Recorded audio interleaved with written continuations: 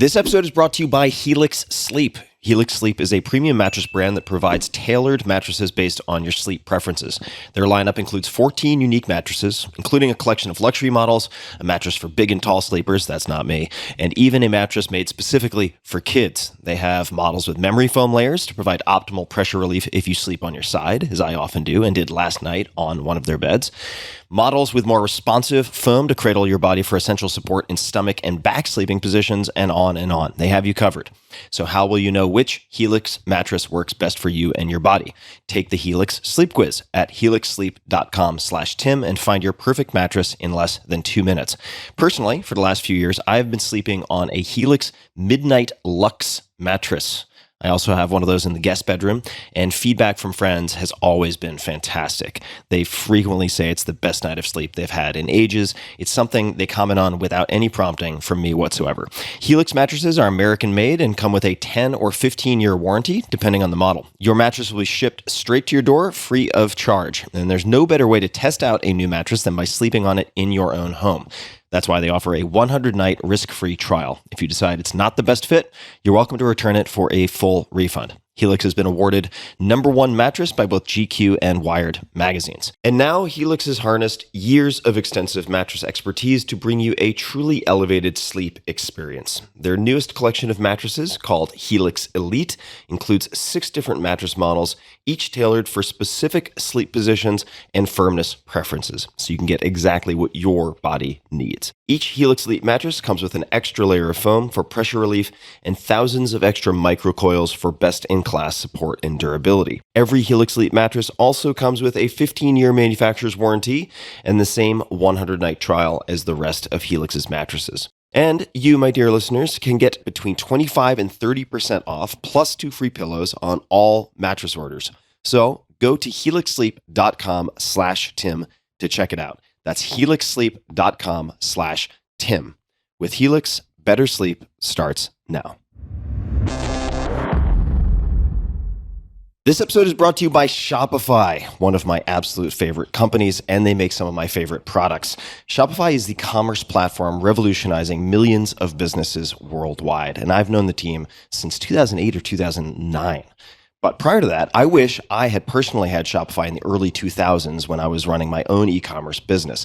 I tell that story in the 4-Hour Workweek, but the tools then were absolutely atrocious, and I could only dream of a platform like Shopify.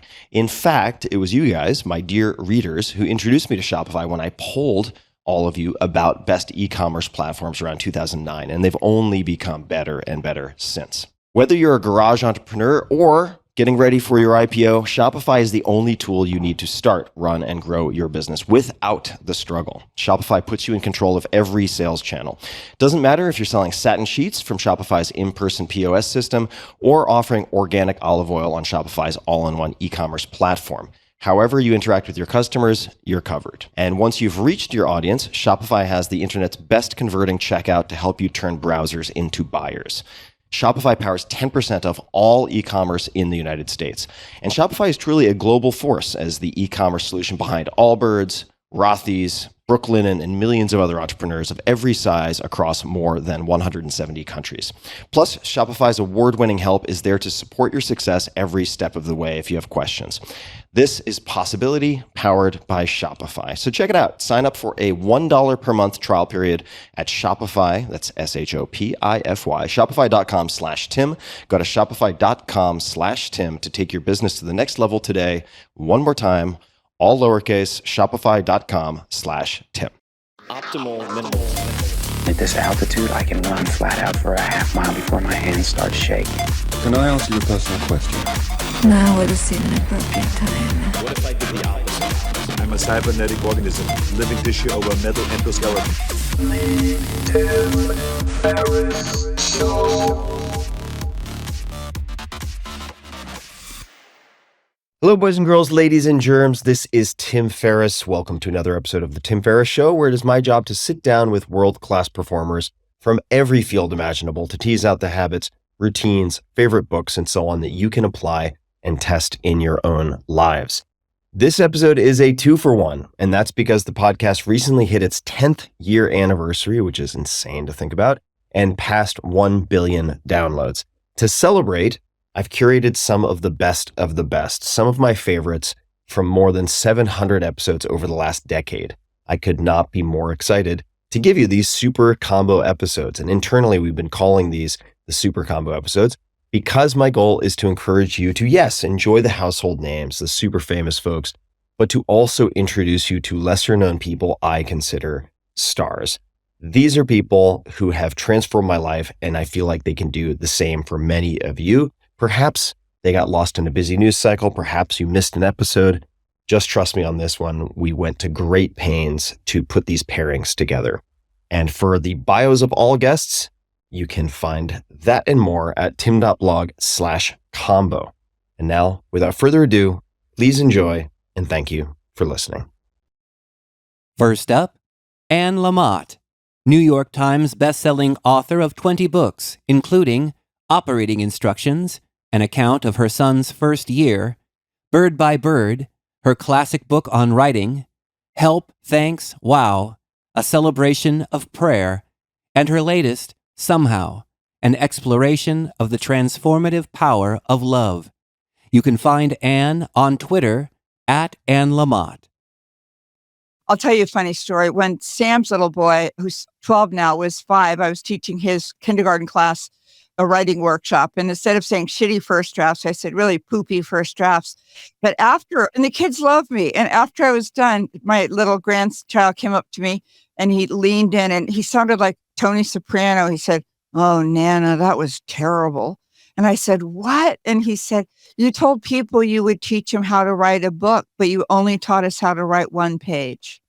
And that's really what I can help you do is one chapter is on shitty first drafts. I don't try to teach kids or grownups how to write really, really well. I just teach them to stop not writing. I teach them to keep their butt in the chair and to write badly.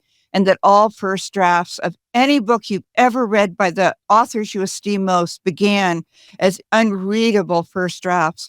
And I teach people to take it really small, bird by bird. Is it okay if I tell the story? Oh, please. I would love for you to tell the story just so people know the genesis. Well, my older brother, I was like a superstar achiever in school, and my older brother hated school, and he was kind of a rebel. And in California in the 50s and early 60s, in 4th grade, you wrote 2 term papers. One was the Sacramento paper, that's our state capital, and the other was on birds.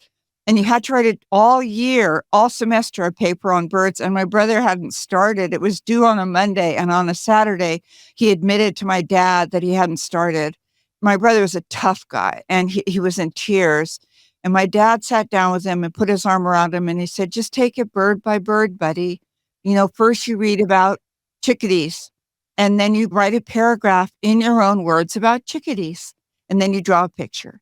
And then you take pelicans and you study up on pelicans, and then you write a paragraph or a passage on pelicans."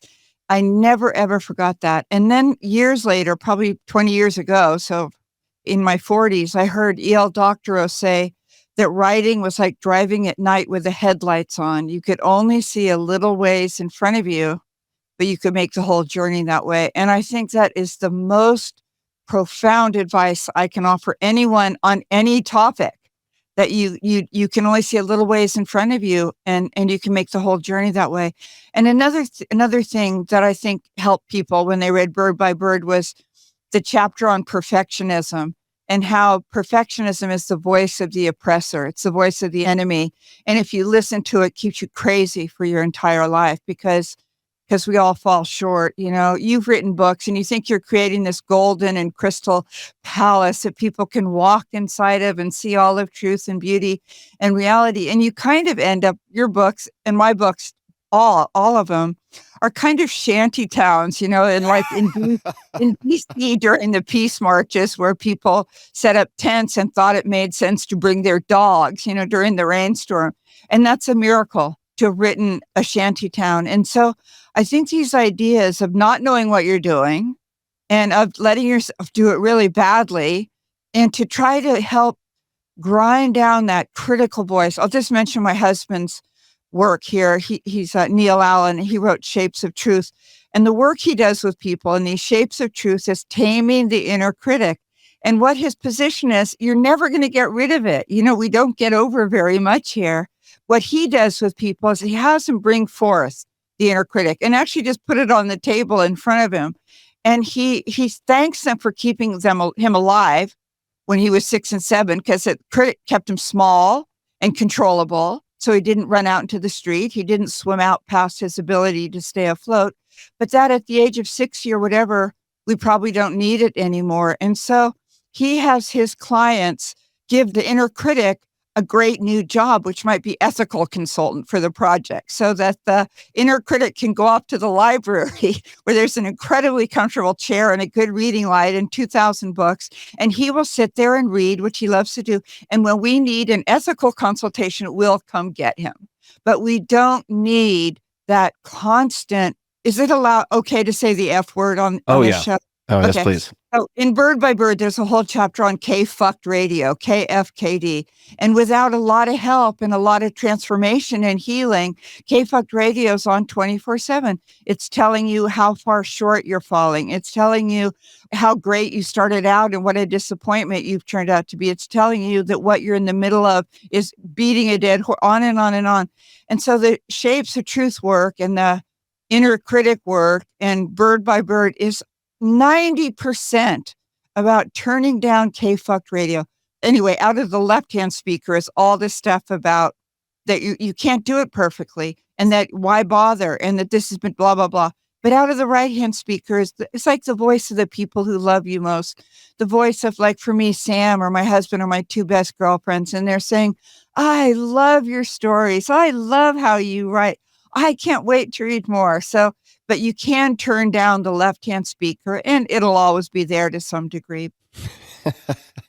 There are many different directions I could go, and thank you for that context. I am going to sit down and reread Bird by Bird, in fact, which I've read at least, I would say, a dozen times, but I'd always written nonfiction, and I'm beginning to experiment with fiction, which is a whole different sport, it would seem. Freeing in many ways. I can help you. You can help me. Because if you want someone to help you, I will help you. Because it's all the same stuff. You sit down, you keep your butt in the chair, you take one passage, one memory, one vision, one bit of dialogue, one character description, and you do it badly. You know? So if we look back to your childhood, my understanding is you had a role model for this button chair time. Could you tell us a bit about your childhood? The model was my father, who was a writer, Kenneth Lamott, and he had a lot of books published and a lot of magazine articles. And I heard him down at his desk at that old Olympia at 5:30 every morning, rain or shine or hangover. He just did it. And that was what he taught me, was that you don't wait for inspiration. It's an illusion. And in fact, I gave a talk once on inspiration and on how I don't believe in it, and how what gets me going is debt, mental illness, and the desire for revenge. But my dad just did it. And that's what I learned. And that's what I passed on to my son. And my house was very, very tense. My parents didn't love each other. My father drank a lot. My mother was very, very overweight and a black belt codependent from Liverpool. And I was the middle child. I have an older brother and a younger brother. And it was up to me to help make sure dad kept coming home, because he didn't like mom, but he loved me. I had a rebellious older brother and an infant baby brother, and I needed to try to help raise the baby brother. I mean, my parents really would have been better off raising orchids or teacup poodles or something. And so what I did at the age of 5 was to try to raise the baby and to try to keep my brother from imploding. And it was exhausting. And I got migraines at 5 years old. And no one, it was 50s, no one quite noticed that children had mental health diagnoses and stress that was really life or death. But I'll tell you, my family worked better when I had a migraine, because families do well if there's one sick person that's not them. So when I had to be in the total darkness with cold compresses, the family thrived, you know. But I learned a couple of rules, and I know you've written about stuff like this, but I learned some survival tools. And one was to think that I was defective and that I was the reason that the family wasn't doing well. Because if I was the problem, that meant I had some measure of control, right? I could do better. And I couldn't do better. I was an A student. I was a tennis star. But if I believed I could do better and I could need less. And if I did better and needed less, then it seemed to make mom and dad better. And it was completely Reaganomic trickle down. Like if dad was okay and we helped dad pump up, then mom would be able to nurture the three of us. So born to die people pleaser.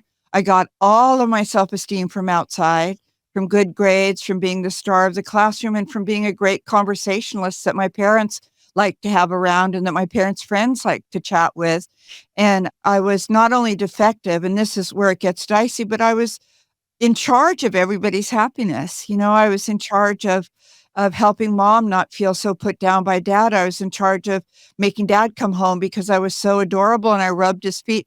I'm a lot older than you, but when I was coming up in the 50s, the men, they all wore socks with garters, these little sock garters. And I was like a little geisha girl with curly, kinky hair. And I'd sit and I'd take off his little garter on the couch and I'd take off his sock and I'd rub his feet. And I thought he would come home for that. And he drank a lot. So what I got good at was pleasing people, being a stratospheric achiever, but not quite so bright that it ruined my older brother's life and it made him feel like a loser. And I know how to raise babies and I know how to get by on the leftovers, on whatever was left over after I gave everybody the very, very best parts of me. So all of my books, including Bird by Bird and Operating Instructions, everything has to do with that coming into radical self-care and becoming my own priority. This is kind of funny. My mom, who is a black belt, as I told you, codependent, always took the broken fried egg my entire life. I can swear on a stack of Bibles, my mother never once said, here, somebody else take the goddamn broken egg yolk. Can you take my mother ate the broken egg yolk. And that's what I was raised to believe women did. And I had to have enough therapy, enough recovery. I've been clean and sober 35 years now. And enough in the women's movement and a lot of outside help so that I could be my own priority. And if there was a broken egg yolk, maybe it wasn't my turn again. Maybe Sam should have the broken egg yolk. Sam loves a perfect fried egg. You know what? Tough shit. I know that sounds like a loving Christian thing to say, but it had to do with becoming my own priority. So that was the childhood I had. I was very afraid. I had migraines. I was too smart. I was very good at math. Girls weren't supposed to be. I skipped a grade. I made the boys feel bad because I was better at math than they were. I was small and I looked funny. I had this crazy, pure white, blonde, kinky hair and these huge green eyes. I weighed about 20 pounds till 8th grade. And, all I knew to do was to do better and to try to do it perfectly. And that's why I think the chapter in Bird by Bird is something that people so relate to, because like in my family, all of us, in the American way, in fact, but in my family, the theme was forward thrust, that no matter what was going on, you keep going forward, you thrust forward. And so that the abyss doesn't open up at your feet, and if the abyss threatens to you, you get to IKEA and you buy a cute throw rug, you trick out the abyss. And they call the abyss because it's pretty abysmal. It's a nightmare. So you try not to land in it. What my family did was drink and overeat and diet. My dad had a million affairs. And it turned out, and you've written about this, that the abyss, or in the Christian theology of St. John the Divine, it's the dark night of the soul is where transformation most often happens. And that if you can just bear being somewhere that you've never been before, where you don't really have any kind of owner's manual or a clue of how to proceed, then you're really teachable, and from that place, something magical might just grow. You asked me a question before we began recording. You asked me several questions. You asked me how I was doing. You also asked me if I was spiritually fit or feeling spiritually fit. I don't remember the exact wording, but I'd like to hear to you what that means. And then after that, what it means to you current day. After that, I'd love for you to tell us the story, or any story, of a dark night of the soul experience that you've had that helped to catalyze this radical self-care. But let's start in the present tense. Spiritually fit, what does that mean to you? Well, spiritually fit means I'm in my body, paradoxically. It doesn't mean I'm in some ether world of, divine enlightenment. And it means I heard a preacher years ago say the 23rd Psalm, which is, the Lord is my shepherd, I shall not want. But she said, the Lord is my shepherd, I shall not trip. And I just love that, because when I'm spiritually not fit, I'm just tripping. I'm making up stories. I'm in fear. I'm in anxiety. I have a tremendous anxiety disorder for which I'm successfully treated most of the time. But I'm just tripping on something somebody said that it's stuck in my craw, on something I'm afraid of something, a lot of fear. In recovery, there's some great acronyms for fear, because people like my cokehead friends, I'm my own cokehead friend, but they would say that the false evidence appearing real, which usually means that you're at the window peering through the drapes thinking that there's a SWAT team on your lawn at 4 a.m, and that the best idea you have is another cool, refreshing beer. But some of the ones I love is the frantic effort to appear recovered. That's my main thing, is that when I need to look good, when I need to appear to be doing well, is when I'm at my most spiritually lost. And another one I love is future events already ruined. And so I'm just tripping out of it. Like I was tripping out this morning about, what if I screwed up with Tim, and you're so illustrious, and your listenership, I think, is younger. And why would they want this old lady with dreadlocks, this Sunday school teacher? Where do our Venn diagrams meet? And I was tripping. And then I remembered, future events already ruined. That's not truth. That's just K-Fuck radio. And another one I love is fear expressed allows relief. And so I told Neal, and he said, you are so wonderful at this. Just breathe and go for a walk first and do what you do. And you'll be sitting there with Sam, and Tim is great. And you're going to love it. It's going to go by so quickly. But so fear expressed allows relief. So spiritually fit for me is that I'm not tripping and that I'm breathing. When I was a child, I didn't breathe. I held my breath for all the reasons I told you. And I remember I used to pass out on the boardwalk in town at 3 years old. And my dad would nudge me and say, Annie, and I'd blink awake. But if you breathe, you may end up in your body. And it may be that in your body, terrible things happen to you. And if you're a girl addict and alcoholic like I am, until 1986, you let terrible things happen in your body. You encourage terrible things. If you let people do anything at all that they want, they seem to like you better briefly, And so breathing will bring you into your body. So for that reason, you may resist it. But for me to do what I call the sacrament of ploppage, and to sit down and for 1 minute to breathe into my heart cave, and do the sighing, I get my sense of humor back, and laughter, even at my own quirky, fearful, darling self. Laughter, I've written in a number of places, is carbonated holiness.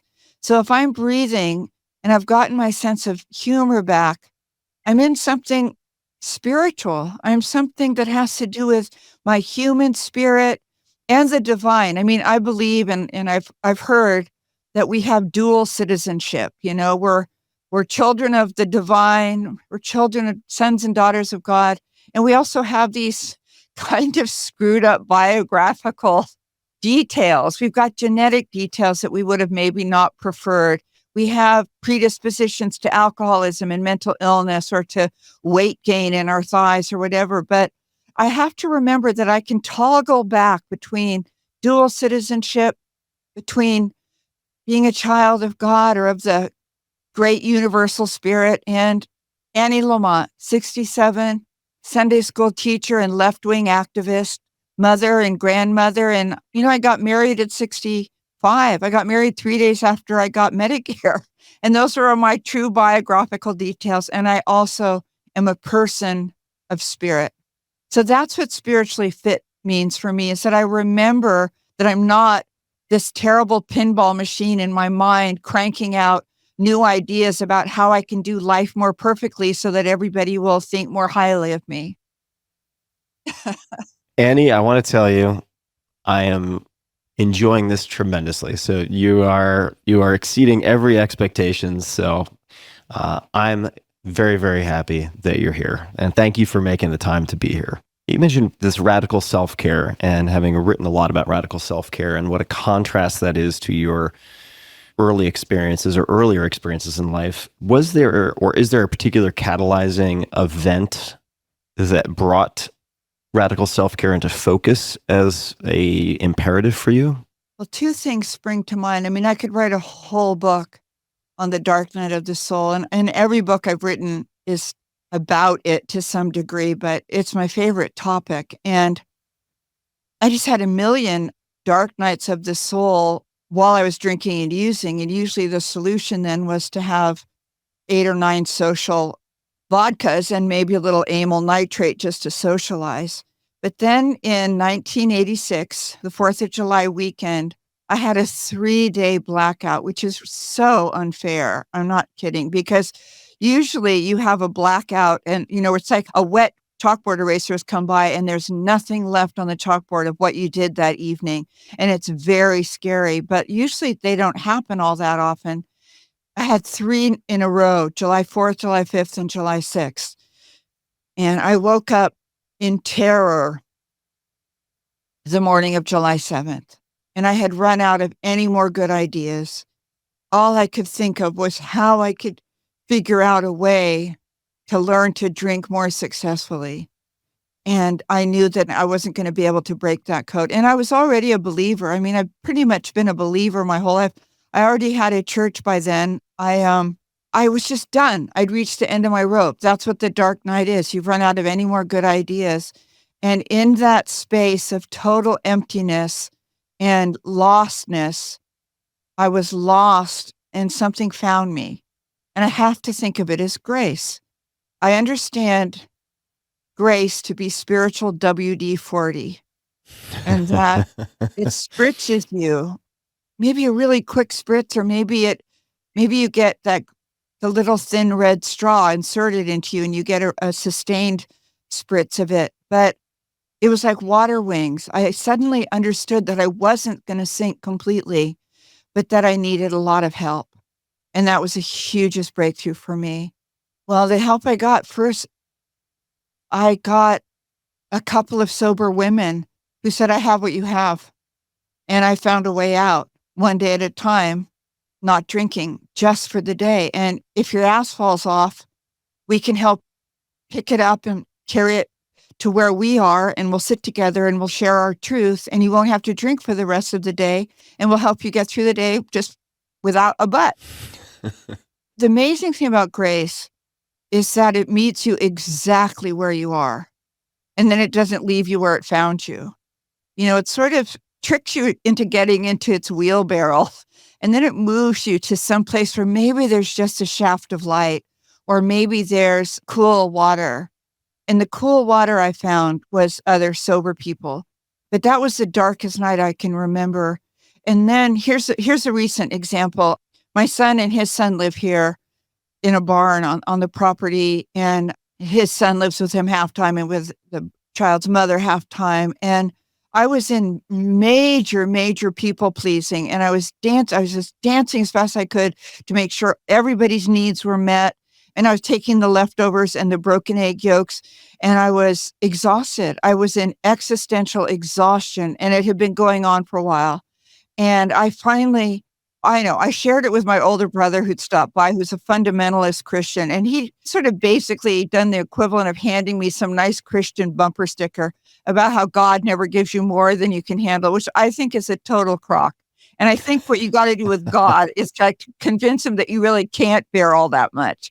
Like when you deal with a trainer at the gym, you don't want them to know how much you can lift, because they'll make you lift it. And that what you have to do is instead to just pretend you can't and hint at liability from another gym you went to where they made you lift too much.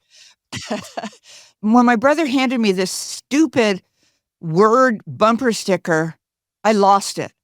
And I said to him, like one of the cone heads, I said, I have to go right this minute now and go for a ride. I have an errand to do. And my older brother looked at me like, what? And I got in my car and I drove out to the woods and screaming and shouting and pounding the steering wheel and saying, I hate you, Sam. I hate you.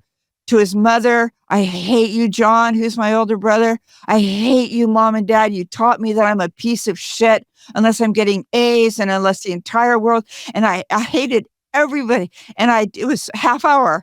I turned around, half hour, same record. And then finally I pulled over to the side of the road and I called my spiritual mentor, whose name is Horrible Bonnie. And that's what I call her anyway.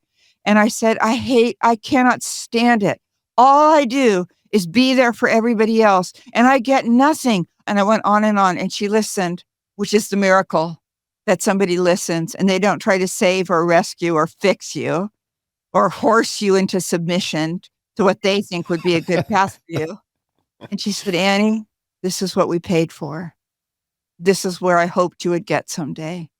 And I wasn't in cute, adorable crying. I was in red-faced, swollen nose, Carl Malden, snotty crying. I said, no, but I've tried everything, blah, blah, blah, blah, blah.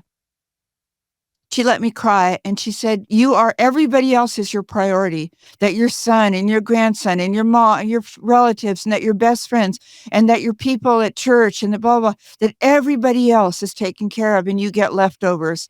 And it was the darkest, snottiest, wettest, dark night of the soul. And it wasn't like God reached down with his magic or his or her magic wand and tapped me. It really hurt. I was really angry about what I've put up with. And I was sad and angry and freaked out. And we just stayed on the phone. And then all of a sudden I could breathe again. And I drove back to my house and I became my own priority. And my older brother was there and he goes, hi, you seemed kind of, I said, oh no, I didn't, oh no, I'm fine. And frantic effort to appear recovered. But from that point on, I can tell you what date that was because 3 months later, I met the man who became my husband. I did 3 months of this radical self-love, of being my own priority, of letting everybody else take the leftovers, of putting myself first, of structuring my days around what would make me happiest, what I needed to do and what I hoped to do and what I love to do. And then I would find time for everybody else. And 3 months to the day later, I met Neal for our first coffee date. And that was 5 years ago. We haven't been apart for a day since. So that was the most recent dark night of the soul. My son, who's right here, had a very long stretch of meth and alcohol where I thought he would die. That was the most terrifying thing, to think I could lose him, because he's my outside heart. I think children are our outside heart, and I couldn't save him. I couldn't fix him. I couldn't rescue him. I couldn't really help him. But the dark night of our soul was that he had a 2-year-old child. He had a baby at 19, and the mom and my grandchild were living with me, and Sam was around, but he had a house in the Tenderloin. He had an apartment, and he showed up wasted, and I had reached my bottom. That's what the dark night is. You've run out of any more good ideas. And so what I did was I took a sharpened pencil and I held it to his throat. I mean, this does not jive with my spiritual books, my persona and my being a Sunday school teacher. And I said, you're as bad as any junkie I know, and you cannot be back on this property with your baby if you so much as have a hit of marijuana. And we just looked at each other, and he looked at me like with such hatred. And for your child to hate you is about as bad as it ever gets. And then I got some sort of Holy Spirit nudge or something, the great universal spirit. And I said, do you want to ride back to the city and to the Tenderloin? I don't know if you know what the Tenderloin is. But I do. I lived in San Francisco a long time, but a lot of people don't. So could you describe it, please? It's not lovely. It's where all the crackheads and heroin at. It's a really deprived, depleted, addicted, prostitute, pimp, terrible, terrible place. And anyway, so I drove him back to his house, and he got out of the car and he hated me. And I walked over to him and I reached for him. I took a chance. They say courage is fear that has said its prayers. We hadn't said a word in the car. It's an hour drive. And I just kept praying in silence in the car. And we stood together, and I reached for him and he reached for me. And I said, I'll see you. And he said, I'll see you. And then he called me 3 weeks later and he said, I've got a week clean and sober. And the guys who could actually be there for him, which was not his incredibly crazy mother who had it, these guys in San Francisco who were clean and sober had fished him out of the trough, and one day at a time had helped him get clean and sober. And he hasn't had a drink or a drug for 10 years now. So those three things that I've described are the darkest nights of the soul that I've been through. But the thing with Sam and with my child in general is that I had thought up till then that I had I have a disease of good ideas, usually for other people. And I believe that my ideas will really help them have better lives and at least make me less uncomfortable when I'm around them. And I learned that my help was not helpful to Sam, and that help is the sunny side of control. And I was trying to control him, and that was making him worse. And I still, I'm 67, he's going to be 32 this year. He's on his hero's journey with his podcast, Hello Humans, that you've listened to. And he's doing a beautiful job. And I would still like to get on his hero's journey, just maybe 10 feet behind him with juice box and sunscreen maybe, and just be there in case he needs me. But when I do that, it's injuring him. It's not helping him. It's certainly not helping me. But what I have to do is the awareness that I'm doing it again and grip myself gently by the wrist and say, Annie, stop. Get back onto your own emotional acre. He's doing great. He is a miracle. That's what has come from the dark nights are the greatest truths I know, that my help is not helpful, that when I'm in the darkest, most scared place on earth, if I can not try to do the forward thrust and try to redecorate the abyss, that I'm going to get blessing and light, and I'm going to get fresh air. So, and I'm going to get, my life is, if I can tough it out or let somebody into it with me and breathe and do left foot, breathe, that my world is going to become more spacious. Just a quick thanks to one of our sponsors, and we'll be right back to the show. This episode is brought to you by Momentous. Momentous offers high-quality supplements and products across a broad spectrum of categories, including sports performance, sleep, cognitive health, hormone support, and more. I've been testing their products for months now, and I have a few that I use constantly. Personally, I've been using Momentous Mag-threonate, L-theanine, and apigenin, all of which have helped me to improve the onset, quality, and duration of my sleep. Now, the Momentous Sleep Pack conveniently delivers single servings of all three of these ingredients. Momentous also partners with some of the best minds in human performance to bring world-class products to market, including a few you will recognize from this podcast, like Dr. Andrew Huberman and Dr. Kelly Starrett. Their products contain high-quality ingredients that are third-party tested, which in this case means informed sport and or NSF certified, so you can trust that what is on the label is in the bottle and nothing else. So check it out. Visit livemomentous.com/Tim and use code Tim at checkout for 20% off. That's livemomentous, livemomentous.com/Tim and code Tim for 20% off. And now, Josh Waitzkin, best-selling author of The Art of Learning, An Inner Journey to Optimal Performance, a trainer of elite mental performers in business and finance, an 8-time national chess champion, a 2-time world champion in Tai Chi Chuan push hands, and the first Brazilian Jiu-Jitsu black belt under 9-time world champion Marcelo Garcia. You can learn more about Josh and his projects at joshwaitzkin.com. Joshua. Yes, Timbo. Welcome back, buddy. I'm so happy to be here. I'm thrilled you're here, man. Hanging with you. And I thought we could maybe start just with a complete non sequitur, which is a book you just mentioned to me that I know nothing about, which is Dreaming Yourself Awake. Can you talk about this? Oh, I didn't think we were going to begin here. It's a book that I explored a couple years ago. 20 years ago, I started studying Tibetan dream yoga and lucid dreaming. Not deeply, but exploring. And this was during the period where I was first getting involved with my study of East Asian philosophy. And then a dear friend of mine recommended this book. It's actually funny. We kind of made a mistake together. I recommended another book that he texted back confirming that it was the name. He texted me back that name that I didn't intend, but then I picked up and read, and it was extraordinary. It's just a phenomenal discussion, very systematic discussion of the art of lucid dreaming in this way that fuses East Asian philosophy with Western science. And you were competing then at the time. You were in the midst of competition. 2 years ago, you mean? Oh, this was 2 years ago. Yeah, this was 2 years ago. I thought you this said book. 20 years ago. 20 years Sorry. ago was when I started studying East Asian philosophy. I got it. And I was competing in chess then and then into the martial arts. I need a little more caffeine. Working on it. You've had a rough night. And I wanted to thank you. This is like Tim's Stream of Consciousness podcast intro. We're looking at a slack line. This is an indoor Gibbon classic slack. It's about 12, no, not even 10 feet long, maybe. It's surrounded by kettlebells, an Indo board, and a Triceratops, which I don't think is yours. Got the Bosu ball there. And the Bosu ball. And I wanted to thank you for actually getting me to bite the bullet and grab a slackline, which I set up on Long Island. Yeah, absolutely. I've had some fun on your slackline on Long Island too. Yeah. Right now I'm in the period, I kind of oscillate between these, and my son, Jack, who's 4.5, we have a great time. I'm on the Indo board rocking it. He's on the Bosu ball. We're having a catch back and forth while on these things. We're always integrating these interesting kinds of physiological awareness training.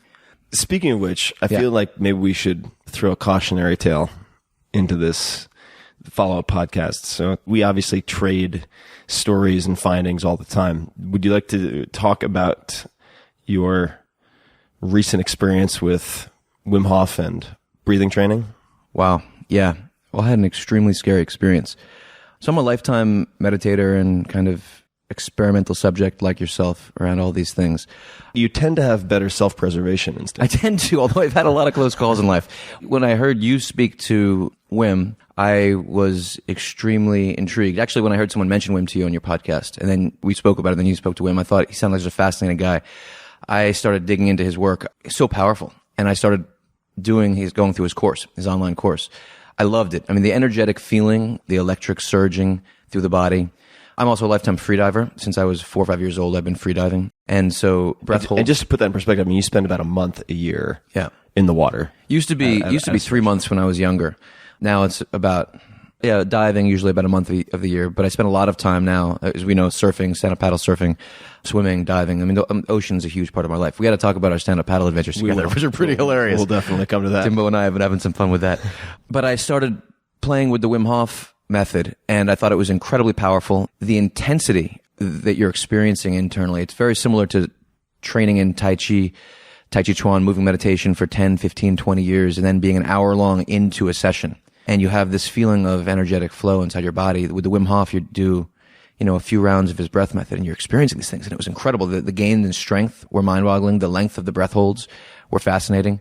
But then I made a big technical error. I ignored all the signs on Wim's site and that you spoke about, do not do this in water, which is, they were all over the place, but I thought, freediving is a way of life for me, no problem. And the major technical error was not realizing, which is absurd after a lifetime of freediving, that it's carbon dioxide buildup that gives you the urge to breathe and not oxygen deprivation. Hugely important thing. Please, everyone, burn that in. It's CO2 buildup that makes you want to breathe. And so I did after a long swim at the NYU pool a few months ago, I started doing my Wim breathing and did a series of underwater swims. I did about 8 25-meter swims, and I think I was on my 4th 50 underwater. And this was after a long workout. And I went from this ecstatic state to unconsciousness. And I was actually on the bottom of the pool after blacking out from shallow water blackout for 3 minutes before someone pulled me out. And, the doctors have told me usually it's 40 seconds to a minute to perhaps permanent brain damage, death. I got very lucky. My body saved my life. And they said that if it hadn't been all the training I've done for so many years, I would have been gone. And more specifically, you, correct me if I'm wrong, you didn't, and this strikes me as so odd, you didn't have the reflexive inhalation of water. Is that right? Yeah, I didn't take any water into my lungs, which is hugely fortunate because fresh water in the lungs can be terrible. So my lungs had no water in it pretty much. After they pulled me out, I was unconscious for 25 minutes. I started breathing on my own though. When I came to 25 minutes later, I was blue everywhere else. My body sent all the blood to my brain and my heart. Saved my life. And I'm here. And it was a life changer on a lot of levels. The idea of my 4-year-old boy 4 blocks away sitting on the rug waiting for daddy to come home and me unconscious in the bottom of a pool, blue. Just, that's the kind of experience that, is shattering. How did that change how you think about training and these types of experiments or life in general? I know it's a very broad question. How does it change your decision making? Well, first of all, how it's influenced my life in general is I've never lived with such a consistent sense of gratitude beauty and love in my life. It's just flowing through my body. Presence to the exquisite little ripples of beauty in everything I do. And a sense of gratitude for the little things. It sounds cliched, but it's embodied, and I really feel it. And in terms of, that's something I'm really grateful for. It's exquisite. You know, my little boy, my wife is pregnant, another son coming in June, and it's made me rethink these questions of risk. But on the other hand, it's been very important not to oversteer. I mean, one of the most important learning lessons that I've learned for myself in training elite mental performers is people oversteer all the time. They overcalibrate. And so I've been very careful to sit with this and try to draw the right lessons out of it, not the wrong, and not too big a lesson, and not too small a lesson. And so, for example, this was a huge technical oversight I had. I didn't realize I was taking a big risk here. And there's a lot of big risks that I've taken in life, some with you. And I think I'm actually pretty good at navigating those, but I've been thinking about them quite a bit. And being of course, cognizant of the level of danger or risk. But of course, it's very important for me to be cognizant in a group risk, as we've discussed. It's important to be present to your own level and the level of everyone else around you. We can get into some of those. Yeah, we'll get into that. But I've been really sitting with this. Since I was a really young boy, I started playing chess when I was 6 years old. And by the time I was 7, I was the top ranked player in the country. So I had all this pressure on me. And a big part of the way that I found my therapy was flow. Can you explain that? Yeah. Like when I was under huge pressure, external pressure as a little boy, you know, my style as a chess player was to create chaos. I loved the game. I loved the battle of chess. Attacking chess. Right. Attacking chess. And most players, you know, when they have a lot of pressure on them in the scholastic chess world, for example, and it's true in many fields, they learn how to memorize their way to victory, right? They find shortcuts to getting good fast and controlling the game all the way. They think about rating points, they think about rankings, they think about winning. They have parental pressures, they have, you know, school pressures, they have sometimes publicity pressures if they're doing well. So they want to control their way. I had a different approach. I like to mix it up. You know, I grew up playing in Washington Square Park with the Hustlers, who taught me to battle. It fit my personality. And it was, you know, a core part of my competitive style to create chaos and find hidden harmonies and find flow in chaos. And as I've reflected on this in recent years, a big part of how I've dealt with stresses has been to put myself into a flow state. And this is an element of risk that I've been thinking about. It's different when you're 20 and 25 and 30 years old as a professional competitor or a professional fighter. And then, you know, now I'm 39 years old, a dad, which is the most important thing I've ever done in my life, being a father, and I'm so committed to it. So I have to be quite cognizant of the distinction, for example, between risk competitively and risk mortally. When you're playing chess, it feels like life and death. It really does feel like life and death. When you lose a chess game, it feels like you've been shattered on the most fundamental level. And so I was quite comfortable mixing it up profoundly, creating chaos, and I'd be willing to take those risks. But actually, it isn't life and death, right? And then when you're a professional fighter, martial artist, you know, you can break arms and legs in a second if you're not in deep focus, or you can break your neck. But again, the stakes are, it's you out there. And then when you're a dad, it's a little bit different, right? And like when you're surfing or when you're rock climbing or whatever you're doing that's in an extreme state. So it's very important for me to be clear about the distinction between what felt like life and death as a chess player and what actually is life and death today. Metaphorical and literal. Right. And then there's the state of being someone who's found deep flow as the ultimate therapy. There are a number of different questions I want to ask related to everything you just said. The first is, how do you initiate or facilitate a flow state? And how would you describe it? Maybe we could hit that first. Well, I've had a lot of different ways of playing this over the years. For me, I can describe it in terms of myself, and we can go into how, when I train people, how I'd work with them. Great. For me, love has been a huge part of flow. You know, I fell in love with chess, and I found flow in the self-expression through an art form that I absolutely loved. And I think this is really important with children, to find something that they feel connected to and that they can express themselves through. They can bring out the essence of their being through some art. And then there was tremendous competitive intensity. And of course, stretching yourself to your limit is it's a very important precondition to flow. And I was always playing as people who were at my level or above. And so I was always stretched. And then I was integrating, in my teenage years, started integrating meditation into my practice, right? So I got very good at increasing my somatic awareness, my physiological introspective sensitivity. I began to feel the subtle ripples of quality in my process. I could feel when I moved from a 9 or a 10 out of 10 back down to a 9 or an 8. You're talking about in the meditation itself? No, I'm talking about through my meditation practice. You became more tactily sensitive when doing push hands or some other type of practice? Chess initially. And then into push hands, right. Why is the tactile component important in chess? I think it's hugely important in mental disciplines. So, for example, in chess and today, a lot of what I do today is I have this laboratory of training elite mental performers, largely in finance investors. And a huge part of the training is in their physiological introspective sensitivity. That's their somatic awareness. That's the foundational training. Why? Well, first of all, we can't just separate our mind and our body. Totally. Yeah, the Cartesian duality makes right. I mean, this is your way of life as well. But we intuitively can feel things way before we are consciously aware of them, right? The chess player always senses danger before he sees it. Just like, the hunter will sense the shark or the jaguar before he'll see it. Then he'll look for it. So the chess player's process is often to be studying a position to sense opportunity or danger, and then to start looking for it, deconstruct what it is, and then find what it probably is, and then start calculating, right? But that sense comes before. Or if you're a great decision maker, or if you're an investor, you can sense danger, right? You can sense opportunity. But you need to have stilled your waters internally to feel the subtle changes inside of you that would be opportunity, or the crystallization of complex ideas, or danger, or the onset of a cognitive bias, for example, which is hugely important as a chess player or as an investor or as anything else. This is one of the areas where we've had this ongoing dialogue in our friendship around what I call armchair professors. Philosophologists. Right, philosophologists, yes. So philosophology is a term of Robert Pirsig, the author of Zen and the Art of Motorcycle Maintenance, is one of my favorite books and thinkers. He's a friend of mine. The difference between the philosopher and the philosophologist is what Tim is referring to, or the writer and the literary critic, or the man in the arena and the armchair professor. Or Remy from Ratatouille and Anton Ego. Okay, I don't know that Who's one. the food critic? Okay, yeah, there it is. Okay, good. Right, yes, there it is. And so when we think about, for example, cognitive biases, the academics who study cognitive biases, who speak about them. And just for people who have no context on cognitive biases, an example, like the sunk cost fallacy. Yes. Right? I've spent this amount, therefore I should put good money after bad because I feel like I need to somehow try to salvage this money that I've put into a given position. Right. I just wanted to give people some examples who we've had a number of meals with them. There's a gent, Think Twice. What was the author's name again? Do you recall? Mauboussin? Yeah, Michael Mauboussin is who you're thinking Mauboussin, about. There we are. For people interested. Sorry to interrupt. Yeah.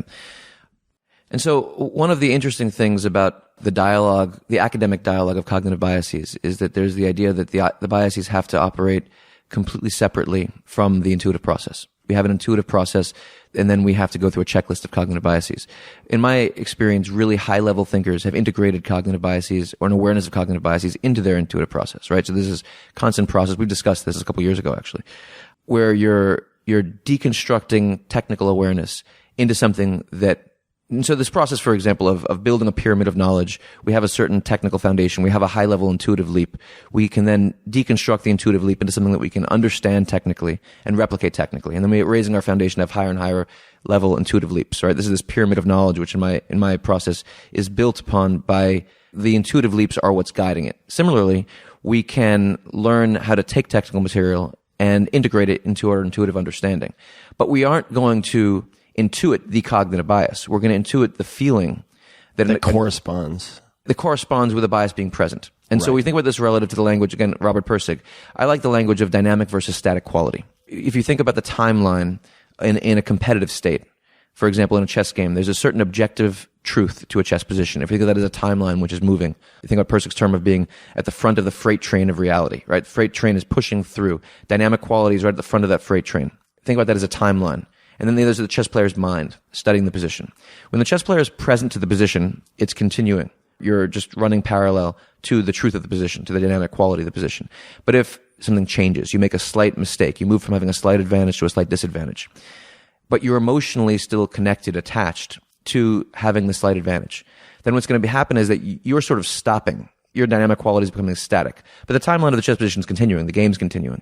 But what's going to happen then is that you're going to subtly reject positions that you should accept. And you're going to stretch for positions that you can't, for evaluations that you can't really reach. And you're going to fall into a downward spiral. That's the onset of a cognitive bias. In that case, the cognitive bias would relate to the emotional clinging to a past evaluation. But if you had the present state awareness, which you had trained through different tools and approaches that you use with these elite performers, for instance, you would sense the feeling of that cognitive dissonance and not get caught up in sort of the slipstream of that dislocation. Exactly. And the way that you would sense that, in this case, is that you would feel the slip away from dynamic quality. And then you would deconstruct that feeling, and then you would see what the bias is that's setting in. So this is really important to say, right? It's not that we're going to intuitively develop the ability to know exactly what bias might be setting in the moment, but we're going to cultivate the ability to have presence, right? I think about the idea of cultivating quality as a way of life, cultivating presence as a way of life, in little moments and small, when we're holding our babies, when we're reading a book, when we're having a conversation with a friend, when we're meditating. How do you help people to identify that feeling, to become more sensitized to it? And just as a maybe not a counterexample, but an example of not listening to intuition or instinct. So we were both in Costa Rica recently doing paddleboarding. Last meal of the trip, we go out to celebrate. We go to this seafood restaurant. Food comes out. It's a Sunday. And I leaned over the plate and smelled the food and immediately knew that it was something I shouldn't eat. And despite that, everybody's ordering drinks, everybody's celebrating, went into the food, and about a third of the way through, I stopped and I just pushed the plate away. And then, lo and behold, everybody gets severe food poisoning, except for the two people who, I guess we tried to narrow it down to whether it was the garlic dip or any number of other things. But yeah, we were on the toilet each like every 5 minutes for the next 12 hours minimum. And the great part of it is you and I were adjoining bedrooms. We were sharing the same toilet. So that was a hell of a night. And we never saw each other. It was amazing, but I heard that flushing happening. We're taking turns. That was a brutal experience. I remember watching you sniffing. You had this like expression of concern come over you at the dinner table. And like I saw that moment. Maybe I wasn't present enough to you and you didn't. It's a great example of you didn't fully trust your gut. But you were right on. It was amazing. I felt a sort of social pressure to conform and not rock the boat. So how do you help someone, say, in the world of investing, just as an example, not only develop the sensitivity to separate that signal from the noise, but also to actually listen to it, right? These are two different points, right? So let's talk about developing it, and then let's talk about listening to it, because they're both so hugely important. And I'd frame them both thematically in different ways. And I'd build training systems around them both that would be quite different. So when we're thinking about cultivating the awareness, I mean, I think that a lot of this relates to a return to a more natural state. This isn't so much about learning as unlearning. Agreed. Getting out of our own way, releasing obstructions. I think about the training process as the movement toward unobstructed self-expression, right? Obstructedness. We have so many habits that are fundamentally blocking us, right? From the phone addictions. People are constantly distracted. People don't have the ability to sit in empty space anymore. People are bombarded by inputs all the time. They're in a constantly reactive state. So one way that you could frame this out is cultivating a way of life which is fundamentally proactive in little things and big. And you can build day architectures that are fundamentally proactive. But then getting into the weeds a little bit more, I think it's most foundational to develop a mindfulness practice, to cultivate the ability to sense the most subtle ripples of human experience.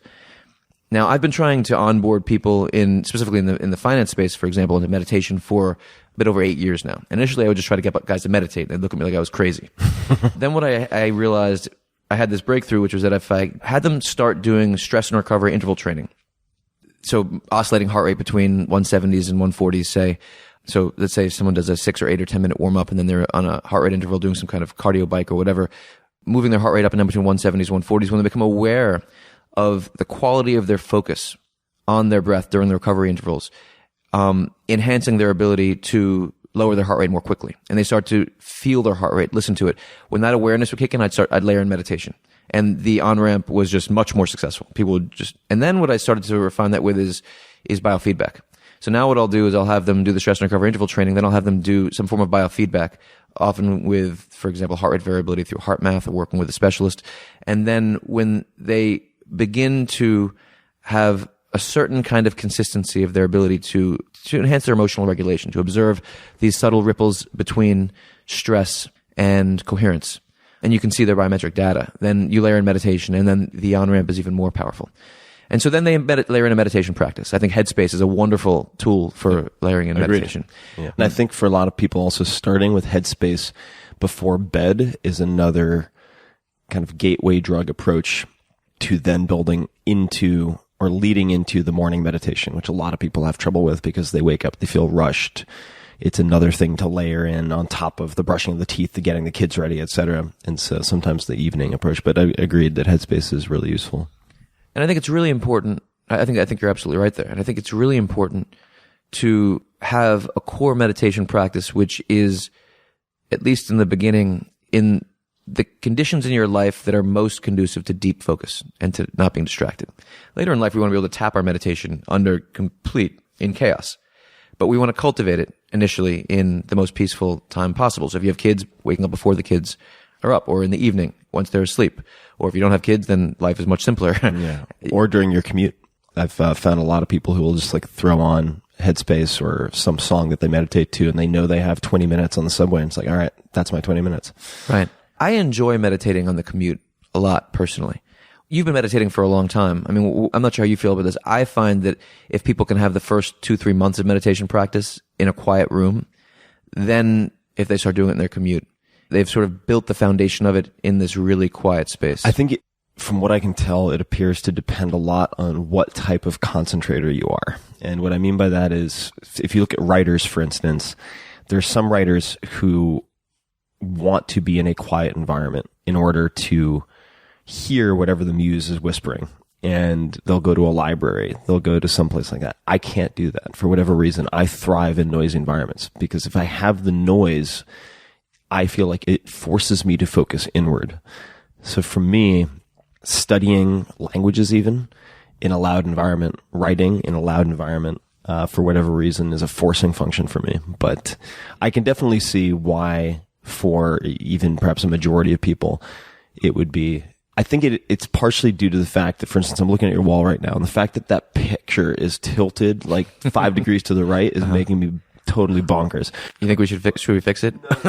This is training for me. Look at that. For the rest of the time we're talking. Therapy. Yeah, but the same is true auditorily. So if I have a controlled noise like music or the chicka of the car in the subway, I can focus on that repetitive noise. But if I'm sitting in a space that I want to be quiet, and I have that controlling aspect of my personality trying to impose itself on something I can't control, and then there's like somebody hitting reverse in a truck and I can hear that outside, it will drive me nuts. Long observation to a short comment, but I do think that if you can drop in a quiet environment, the point being, as you said, I think to stack the deck in the beginning. Yeah. Like learn how to do this in a controlled, unstressful environment, and then you can ratchet up over time to when you can use it in the most stressful of environments. Because we don't ultimately want to be meditating in a flower garden. We want to be able to meditate and have a meditative state throughout our life. In a hurricane, in a thunderstorm, when sharks are attacking you, any moment. Paddleboarding. When you're paddleboarding the last day on a first trip, and Josh is like, "You'll be fine," and then 3 leashes snap, and all hell breaks loose. That's a long story. The killer set comes in. So that's just a little context here. Timbo and I have been on this great adventure, stand-up paddle surfing, taking it on together. Mm-hmm. And we found this, we got a great friend down in Costa Rica, Eric Antonsen, who actually has the other podcast other than yours I listen to in life, the Paddlewoo podcast. Paddlewoo, yeah. Paddlewoo. Eric's awesome. He's a great dude. He runs Blue Zone Sup. He's a brilliant teacher, really fascinating mind, deconstructing stand-up paddle surfing on increasingly small boards for us, and we've been going out there, and we've had some hilarious close calls. Our last trip a couple weeks ago, we almost destroyed each other. Yeah, there was this one like witching hour where the juju is really weird. Almost everybody either got like decapitated, impaled by a board, or just head-on jousting collision, which is what. But the point that you bring up, I think, is right on about meditation. That, you know, when you're building training programs for elite mental performers, the most important thing is to understand them so deeply and build programs that are unique to their funk, embrace their funk.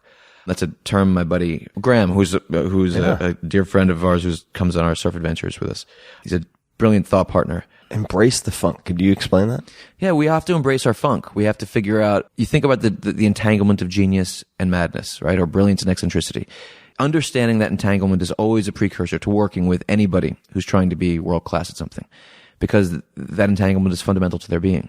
And they have to ultimately embrace their funk, embrace their eccentricity, embrace what makes them different, and then build on it, right? And so we think about self-expression. It's not trying to take everyone and put them into the same mold. It's trying to understand someone very deeply and build a training program, a way of life that helps them bring out the essence of their being through their art, whatever their art is. I mean, and that's how I relate to the path to excellence in chess, in martial arts, in different arts, very actively in the investing space, when I work in education with children through my nonprofit.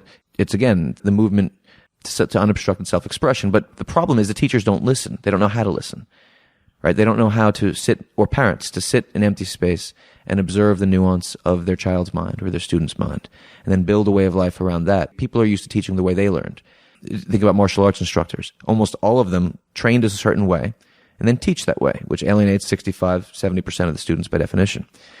It's very rare that you have someone who can take the time to, and it takes a lot of time to know someone deeply enough to build a training program and a way of life around who they are. I mean, for me, and what I only work with 8 teams.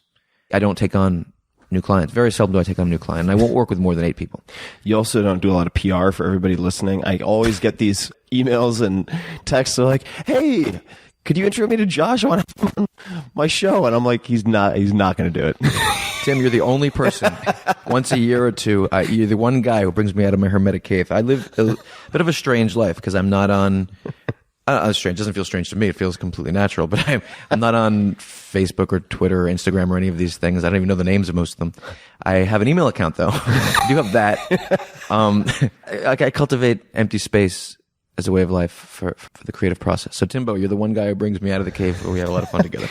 So you were talking about these top performers and getting to know them on a very deep, subtle level so that you can help them express, say, the combination of their madness and genius, or at least embrace it, among other things. How do you think about parenting? Yeah, let's dig into this one. All right, so and then let's remember to loop back after this to finish this discussion of, first of all, we were talking about how to cultivate the somatic awareness, and then how to listen to it. So let's go back to how to train to listen to it. Mm-hmm. Okay, parenting, Jack. Well, Jack's the love of my life. I mean, this kid is such an awesome dude, and parenting has been the most fantastic learning experience I've ever gone through. So from when he was born, I tried very hard not to go in with a lot of preconceived ideas and to be attuned to him, to listen to him. From when he was just days, weeks old, he was teaching me. You know, you talk about teaching presence. Our eyes would be connected, and if I would think about something else, his eyes would pull me back. If there was any distraction that set in, he would pull me back. And as he got a little older, he would just take your face and pull it back in the sweetest way. And so the depth of connection, you know, being deeply attuned to a young spirit that hasn't become blocked, that is in that state of unobstructed self-expression, that is just this unbelievably game learner, unblocked learner. And Jack is the gamest little person I've ever known in my life. But of course, I've been thinking about learning and education for a lot of years. And so I had some thoughts. And so, for example, I think that control is, the need for control is something that inhibits people in life. The need to have external conditions be just so in order for them to be able to, Timbo's pointing at my grandmother's painting. That was my grandma's painting. It's a beauty, right? Yeah, Stella Waitzkin. That's her self-portrait. Okay, we're going to leave it messed up. We're working on control. So, like, from a young age, for me, when I started playing chess, I would create chaos on the board like I described, and then I would play in chess shops with people blowing smoke and playing music, and I'd play chess with, like, loud Gyuto monk chants bursting in my head from speakers. When I play cards, I would never, playing Jinrami, I'd always keep the melds out of order. So that again? When I would play cards, cards, like a card game, playing like Jinrami, a card game. I would never organize my hand. I'd always keep it. Did you say meld? Yeah, like if you have like 3 sevens. Okay. Or like, all right.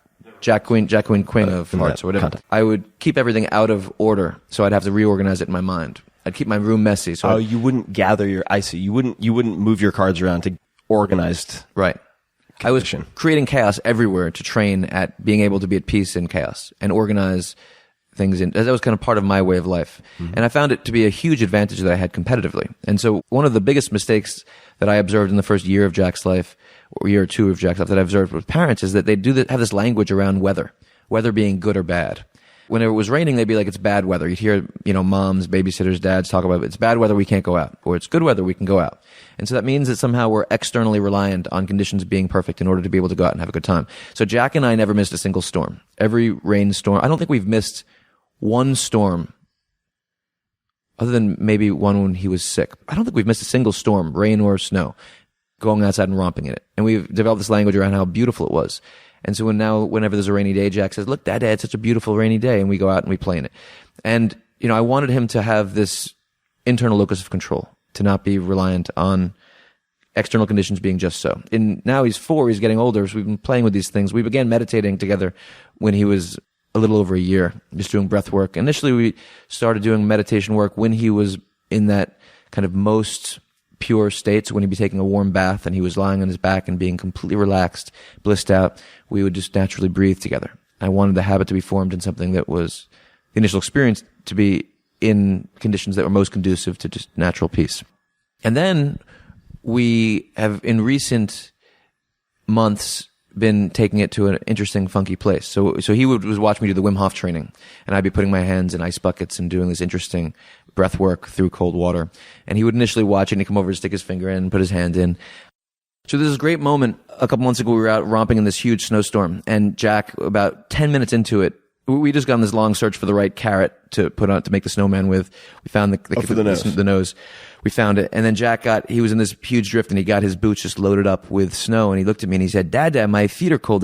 My boots are filled with snow, but that's okay. I'll just do the Wim Hof and make them warm. And I looked at him, and then for an hour and a half, we played after that, feet just covered with snow, and he was completely fine. Never mentioned it again. And then he got increasingly interested in this internal terrain. And we would take hot baths together. We'd take a bath together every night. And then he would want to turn on the cold shower and get in it. And we'd play what we called the It's So Good game. And so we kind of reframe this thing. I have this, people tend to bounce off of discomfort, whether it's mental or physical. And so they run up if they run into internal resistance, whether it's in meditation training or someone exposing a weakness, or if they're training and someone might be better than them, whatever it is, they bounce away from things that might expose them. They're repelled from it. Right. But, the flip side of this is to learn the way I talk about living on the other side of pain being like mental or physical discomfort. And much of life that's so rich comes from on the other side of it, the other side of challenge, internal or external challenge. And with Jack, of course, I'm not using that, but it's a little child's embodiment of it. We started to play with turning on the cold water, and he would say, "It's so good, Dad." And we'd kind of be in the hot bath and play in the cold, and he would say, "It's so good. It's so good." And he began to have this gorgeous, blissful smile, meditating through it. And he would say, "I'm meditating through it. It's so good." And we were reframing cold. Cold is a metaphor from something that is just you bounce away from to something that you can learn to sit with, to be neutral in, to find pleasure in, just like the weather. And then we had this experience the other day where he said to me, "Dad, will you tickle me slowly?" And I always tickle him, and he laughs uproariously. But we were lying in bed, and I was tickling him very slowly. And he said, "I'm going to do my meditation." He would meditate. And then he said to me, then the next day, he said, "Dad, will you tickle me slowly?" And I did it. And then he said, "Can you tickle me a little bit faster?" And I didn't suggest this to him. He suggested it to me. And then we played this game where we would say 1 to 10. And I would tickle him slowly, and he'd start doing his meditation. And we'd move it from 1, 2, and we'd go up to, he'd be doing his meditation. And finally, I'd be full tilt tickling him. He'd normally be in hysterics, and he was just sitting there meditating and not laughing. And he found this so interesting. And he's now guiding the process in this beautiful way. Now we're turning it to talking about... Question, just to interject. Did you at any point condition him to be proactive in that way? Or was it just an organic, now I'm in the driver's seat? I think I encourage him to grab the wheel all the time. I mean, a huge part of my relationship to parenting, and this is from my mom, and I watch my mom with Jack, and I think this is maybe the greatest gift that my mom gave me is having a sense of agency in the world. The idea that having a sense that I can impact the world. And that my compass really matters, right? So when I grew up, I wasn't, seen but not heard. I was when I was 5 and 6 years old, they were having adult conversations with friends, and I was part of it. They wanted to hear my ideas, and I felt that they mattered. And that's a big part of how I believe in, and my wife and I believe in raising Jack. And so he plays a really active role in everything that we do. And so it was sort of a natural thing, and it was all fun and play. I wasn't pushing any of these things on him at all. This is stuff that he wanted to do. But then him naturally, I've been kind of blown away by how he's been transferring this stuff over. I mean, lateral thinking or thematic thinking, the ability to take a lesson from one thing and transfer it over to another, I think is one of the most important disciplines that any of us can cultivate, or ways of being. And it's something that Jack and I have from a really young age. We began to cultivate this from when he was really small, around this principle of go around. Initially, it was the first time it happened is that he was really tiny. He was trying to get in. We were in a little cottage, staying in a little cottage on Martha's Vineyard, tiny little cottage in a big field. And he was trying to get in one door and he couldn't, but he could get in the other door. And I said, "Jack, go around." And he looked at me, and then he went around. And then go around became a language for us physically. If you can't go one way, you go around to another way. But then it became a language for us in terms of solving puzzles, and in terms of any way, time you were running with an obstacle, go around. And then working with the metaphor of go around opened up this way that we would just have dialogue around connecting things, right? Taking away of principle from one thing and applying it to something else. And we've had a lot of fun with that. And so it's fascinating to see with this game little dude, if you have this thematic dialogue, principle-driven dialogue, and we're cultivating somatic awareness, cultivating the ability to feel these little ripples inside. I mean, Jack's telling me his dreams in this beautiful way. He tells me how his emotions feel in his body. It's a great journey. I'm learning so much from him. There's a book you've mentioned to me a number of times, or at the very least a researcher, and I'm probably going to massacre this name as well. Is it Carol Dweck? Getting that right? Mindset? Yeah, Carol Dweck, Mindset, yeah. Yeah, entity theories of intelligence versus incremental or growth mindset. Yeah, Carol Dweck's one of the most important foundational developmental psychologists, I think, around this distinction of a fixed perspective on how good somebody is. Let's frame it like this. Most children, unfortunately, are educated to believe that they have a certain ingrained level of ability in things. You are smart, you are dumb, you are average. Right. And they're told, and the sad thing is that when they are even when they're praised, they're told how smart they are, right? Or you're such a good writer. You're so good at math. And the kids will say, I'm smart at this, or I'm dumb at that, right? And so, but if you're very smart at one thing, then that means that if you fail, then you must be dumb at it. And so it becomes very static. And the kids are often quite brittle when they have a fixed mindset, right? Or an entity theory of intelligence. Well, a growth mindset or a mastery-oriented mindset is one where we understand that the path to mastery involves incremental growth. We don't have an ingrained level of ability at something. We're going to have successes and failures. We're going to work at things, and it's work, it's practice, and it's an open-mindedness to life's experiences that makes us succeed. How would the praise differ? You would praise a kid for the process versus the outcome. And so you would say, I'm so proud of how hard you worked at your math, not you're so smart at math. Or if someone has a failure, the other side of it is not to say that don't worry about it, you're just not good at math, you'll do something else. It's to say, well, how can we practice at this to get better? And so we're focusing on the process and not the outcome. That's like the fundamental principle.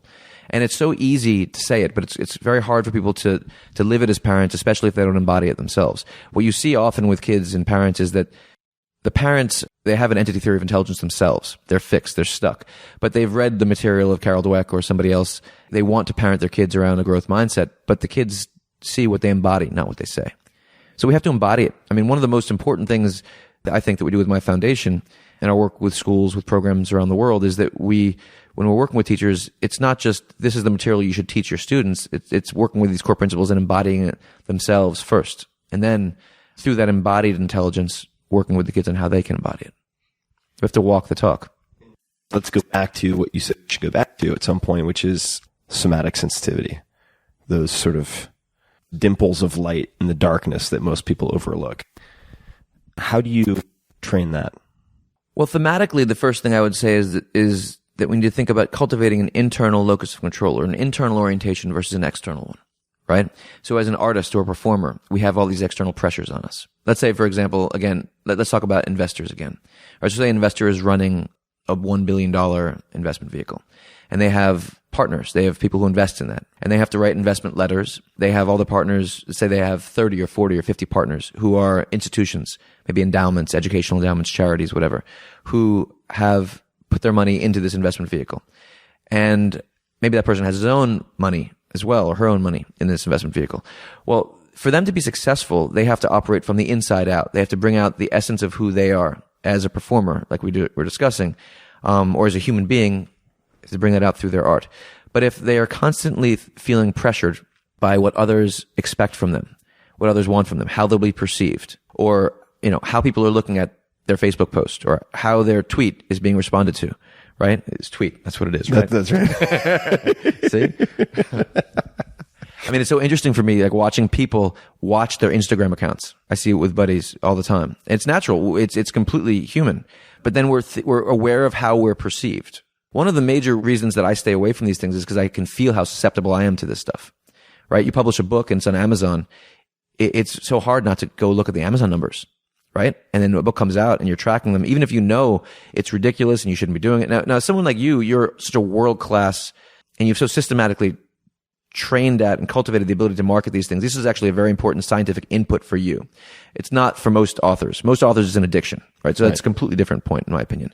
You're actually gathering data and using it. Most people are just constantly feeling Tapping the vein. Right, tapping the vein. So with investors, this often relates to is P&L checking, profit and loss checking. Oh, I'm sure. So most investors check P&L hundreds of times a day. In fact, it's constantly because it's on their screen all the time. And so having these like little adrenal hits all the time, right? Whether it's dopamine or cortisol, whether they're making money or losing money, they're constantly bouncing off of these things. That's the ultimate external orientation, right? So if you think about internal plus proactive versus external plus reactive, this is how I would tend to frame this out. We want to build a proactive way of life that's fundamentally moved from the inside out versus a reactive way of life where we're constantly reacting to all of these inputs, which we may or may not want, and where we're constantly beleaguered by or oppressed by a sense of how we're going to be perceived, social pressures, right? And so then you're talking about a really high-level artist who might have a really subtle intuition about something, and they should listen to that intuition, or they should at least deconstruct that intuition and investigate it and see if it's the right way to go. But they're aware that that intuition might not be perceived as impressive by others. The problem is that the others usually aren't world-class artists. They're the armchair professors. They're the philosophologists. And so you have the man in the arena who's compromised by a sense of self-consciousness of how the critics are going to perceive him or her, which is ridiculous because it's like an A player thinking about the approval of a C player.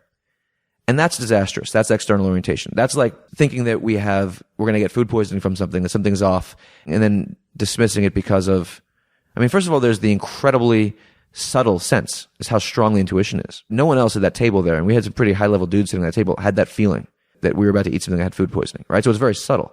You had a very subtle sense. It wasn't banging you over the head, right? And then there's the feeling of the social pressures and everything. It's a very interesting, subtle example. But the subtle pressures were louder in that case than like the really subtle intuition that you had. And then there's having the attitude of, I don't care about the social pressures. But that's really hard. Which I was able to do a third of the way through, but not before. Right. I think you're actually really, in my observation, you're really evolved with this. I mean, you have so much external pressure and external awareness on you. I'm consistently find it stunning and impressive how you're able to embrace your funk, how to live a life that is attuned to your kind of inner ripples. I think it's actually rather unique. I think it's a core strength of yours, in my opinion. Thanks, man. I think that one element that's been very helpful in trying to mitigate the risks and dangers in the sort of paradox of trying to be introspective while having a very public-facing life is stoicism. And I remember reading at one point, I want to say it was Cato, who is considered by his contemporaries and his successors in Stoic thought leadership to be the perfect Stoic in a lot of respects. And I'm going to get the colors wrong here, but he would deliberately wear, I think it was a blue tunic as opposed to a purple tunic, to encourage people to ridicule him because he wanted to be embarrassed about only those things worth being embarrassed about. So training himself not to be overly sensitized to the critiques of the C players around him. So I remember, for instance, this is such a silly example, but I was just in Montana and I went into the ski shop to get some light gloves just for walking around, not for skiing. And I looked at the whole rack and I was like, ooh, I like these. And they were like the most ridiculous Dr. Seuss, like striped nonsense gloves you've ever seen. Just like they will not match with anything, just ludicrous looking. And I asked the woman at the front desk, I'm like, what do you think of these? Or should I get a different one? She's like, nah, I think you should get the black ones. And I thought about it. Like I sat there and I thought about it. And I was like, nope, I'm getting the Dr. Seuss gloves. And that expresses itself for me in a lot of different places because I will, for instance, and this is not something I recommend to everybody. So caveat emptor, you can't be, you're in control of your own life. So if you do this, you can face some dire consequences. But I'll do drunk Q&As on Facebook. And I'll have a bunch of booze and I'll go on. Something will come out that will embarrass me, but it's not going to be life destroying. And so it's kind of systematically create an environment in which I feel like I don't have a reputation to protect, which is another reason why I talk about, the psychedelics. And I'll talk very openly about, monogamy versus non-monogamy. And I'll throw all these things out there to basically ensure A, that I never become a politician, and B, that I don't feel like I have a fixed identity to cling to that I need to protect because I see how disastrous that can be. That's really powerful. The fire of competition plays that role as well.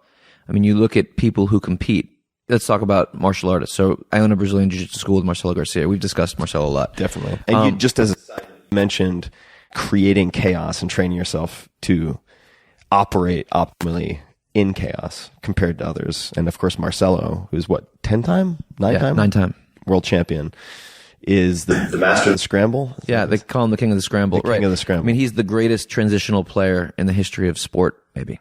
He's incredible. I mean, the essence of his game is to not hold, to allow people to move, and to, again, embrace the chaos and get there first. He just has cultivated the transition so systematically that he has 10 frames in transition where somebody else will just be moving from one position to the next. But that transition itself is something which is like, that's his ocean. It's a beautiful thing to see. But if you look at the school, Marcelo runs the school so beautifully. And we've got, at this point, a lot of world-class competitors. A lot of the school tends to win pretty much all the tournaments.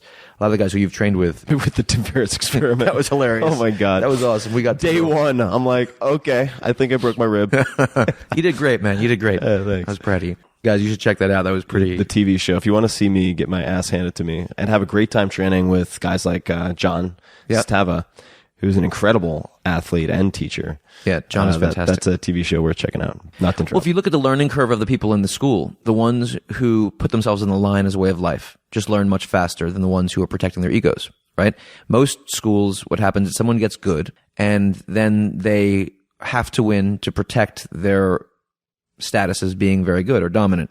Usually happens with martial arts instructors, which is that they reach a certain level, they open a school, they get a little bit older, they get a little fatter, they have a reputation, so they stop training because they don't want to be exposed by the young students who are coming up, and they sit in the sideline, but their egos get increasingly large, but riddled with insecurity, and this brittleness tends to then splay down to the students, and the whole school becomes a joke, right? Versus, Marcelo, the way Marcelo runs our school is so magnificent. Everyone's on the mat training so hard as a way of life. Everyone's on a world-class growth curve, and it's very interesting to observe who the top competitors pick out when they're 5 rounds into the sparring sessions and they're completely gassed. The ones who are in the steepest growth curve look for the hardest guy there, the one who will beat him up, who might beat him up, while others will look for someone who they can take a break on, right? And so there's that constant search for exposure. That's kind of a parallel to what you're describing in terms of not having an ego to protect, or you said not having a reputation to protect, or a fixed identity to protect. Right. So this is a way as a competitor to constantly put yourself into the fire. Here's a question I have for you, because I feel like, particularly in jiu-jitsu, I could get better at this. You remember when we did that one day, we had the gi on and you're like, Timbo, your lips are purple. I thought I was going to die. I thought I was going to have a heat stroke and have to be carted off. But is it correlation or causation? Meaning, are the guys who on round 5 pick the hardest guy in the room, have they already self-selected by coming to this school in a sense, or did they start off perhaps when they walked in the door, the guy who would pick the easiest person in the room at round 5 and have been converted into the guy who will pick the hardest person? You see both. You see both. You see both. In the latter case, how do they cultivate that transition? I think that Marcelo is a great role model. I think it's it's a fantastic metaphor for life, right? I mean, you need this everywhere. 100%. I mean, I think that, we think about this principle of cultivating quality as a way of life, and the big things and the little things. And you look at the way Marcelo runs that training environment is pretty exceptional. I mean, if people don't have, he puts his ass on the line all the time. His ass is on the line all the time, and he's getting a little bit older. He has 2 kids, and he's a wonderful dad.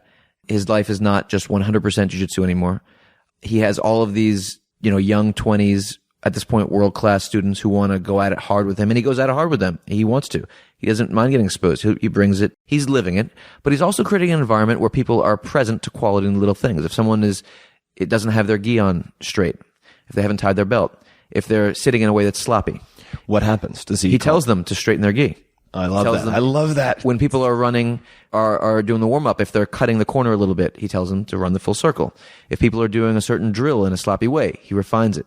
It's the little things, right? And as you watch Marcelo doing the warm-up, there's a way that he'll have his hand and just brush against the mat as he passes it. Like you can feel him engaging his tactile, feeling for the room. He's someone who embodies and teaches quality as a way of life. So if you're in your 4th or 5th round and you are looking for a way out, you feel that you're fundamentally violating this principle which you've been cultivating. Right, a tenet of the school. Right. And this is so important. We think about a core part of how I train people is around the interplay of themes or principles and habits. The habits are what we can actually train at. The principle is what we're trying to embody. And so we'll train at 2 or 3 or 4 or 5 habits, which are the embodiment of a core principle. But the idea is to burn the principle into the hundreds of manifestations of that principle become our way of life. And so in this case, we're talking about Marcelo talking about or embodying the principle of quality in all these little ways. These little ways you could say don't matter, but they add up to matter hugely. Oh, I think the little things are the big things, right? Because they're a reflection. I mean, this might sound cliched, but it's like how you do anything is how you do everything. It's such a beautiful and critical principle. And most people think they can wait around for the big moments to turn it on. But if you don't cultivate turning it on as a way of life in the little moments, there's hundreds of times more little moments than big. And there's no chance in the big moments. Yeah, okay. So if people listening don't take anything else from this interview, I think that's so key to who you are. It's so key to why you've been good at what you've been good at. That's it right there. Here, let me mangle another name since that seems to be one of our themes for the show. This episode is, I think it's Archilochus, perhaps. I'm going to get this wrong, but it was a quote, got to be a Roman, maybe a Greek, who knows, who said, "We do not raise to the level of our hopes, we fall to the level of our training." Yeah. And you can't just do one every 5 years waiting for the big event. You're not going to have the training necessary. That's a principle that I've been thinking about a lot around parenting. You see so often people with their second child are not as present. Unfortunately, in today's world, people are often not present with their first child either. I was taking a walk yesterday with a dear friend of mine in Central Park, and at dusk, we were just talking about other ideas we've been thinking about. And we walked past this woman who had 3 children in a stroller and was walking her dog, and the children were all talking to her, and she was on the cell phone having a conversation with a friend. And it wasn't like it was like a long gossipy conversation. And I was just watching this. It was an exquisite external environment, like the embodiment of distraction. 3 children and a dog, like the children like looking, trying to pull her, but she was just in this other world, right? We think about the distraction of parenting. And then you think about what often happens with parents with the first child. They're completely tapped in because this is all new. They're present. And the second child, they just, relatively neglect. We see that all the time, right? I'm thinking about this a lot because we're about to have our second child. And so I'm thinking about like how important it is to not take for granted the things that you've done right and think they'll just be there, because they're not going to be there unless you're present, equally present. And we see this in the martial arts as someone who trains twice a day, as a way of life for 10 years, training until they drop and doing external training as well with strength and conditioning and stretching and everything else. And then they get to a place where they're consistently winning, and then they think they can train 7 times a week instead of 10. And it'll be the same. It's not the same. Like that slippage shows. There's something incredible about going into competition knowing that there's no way that anybody else trained as hard or as good as you, as smart, right?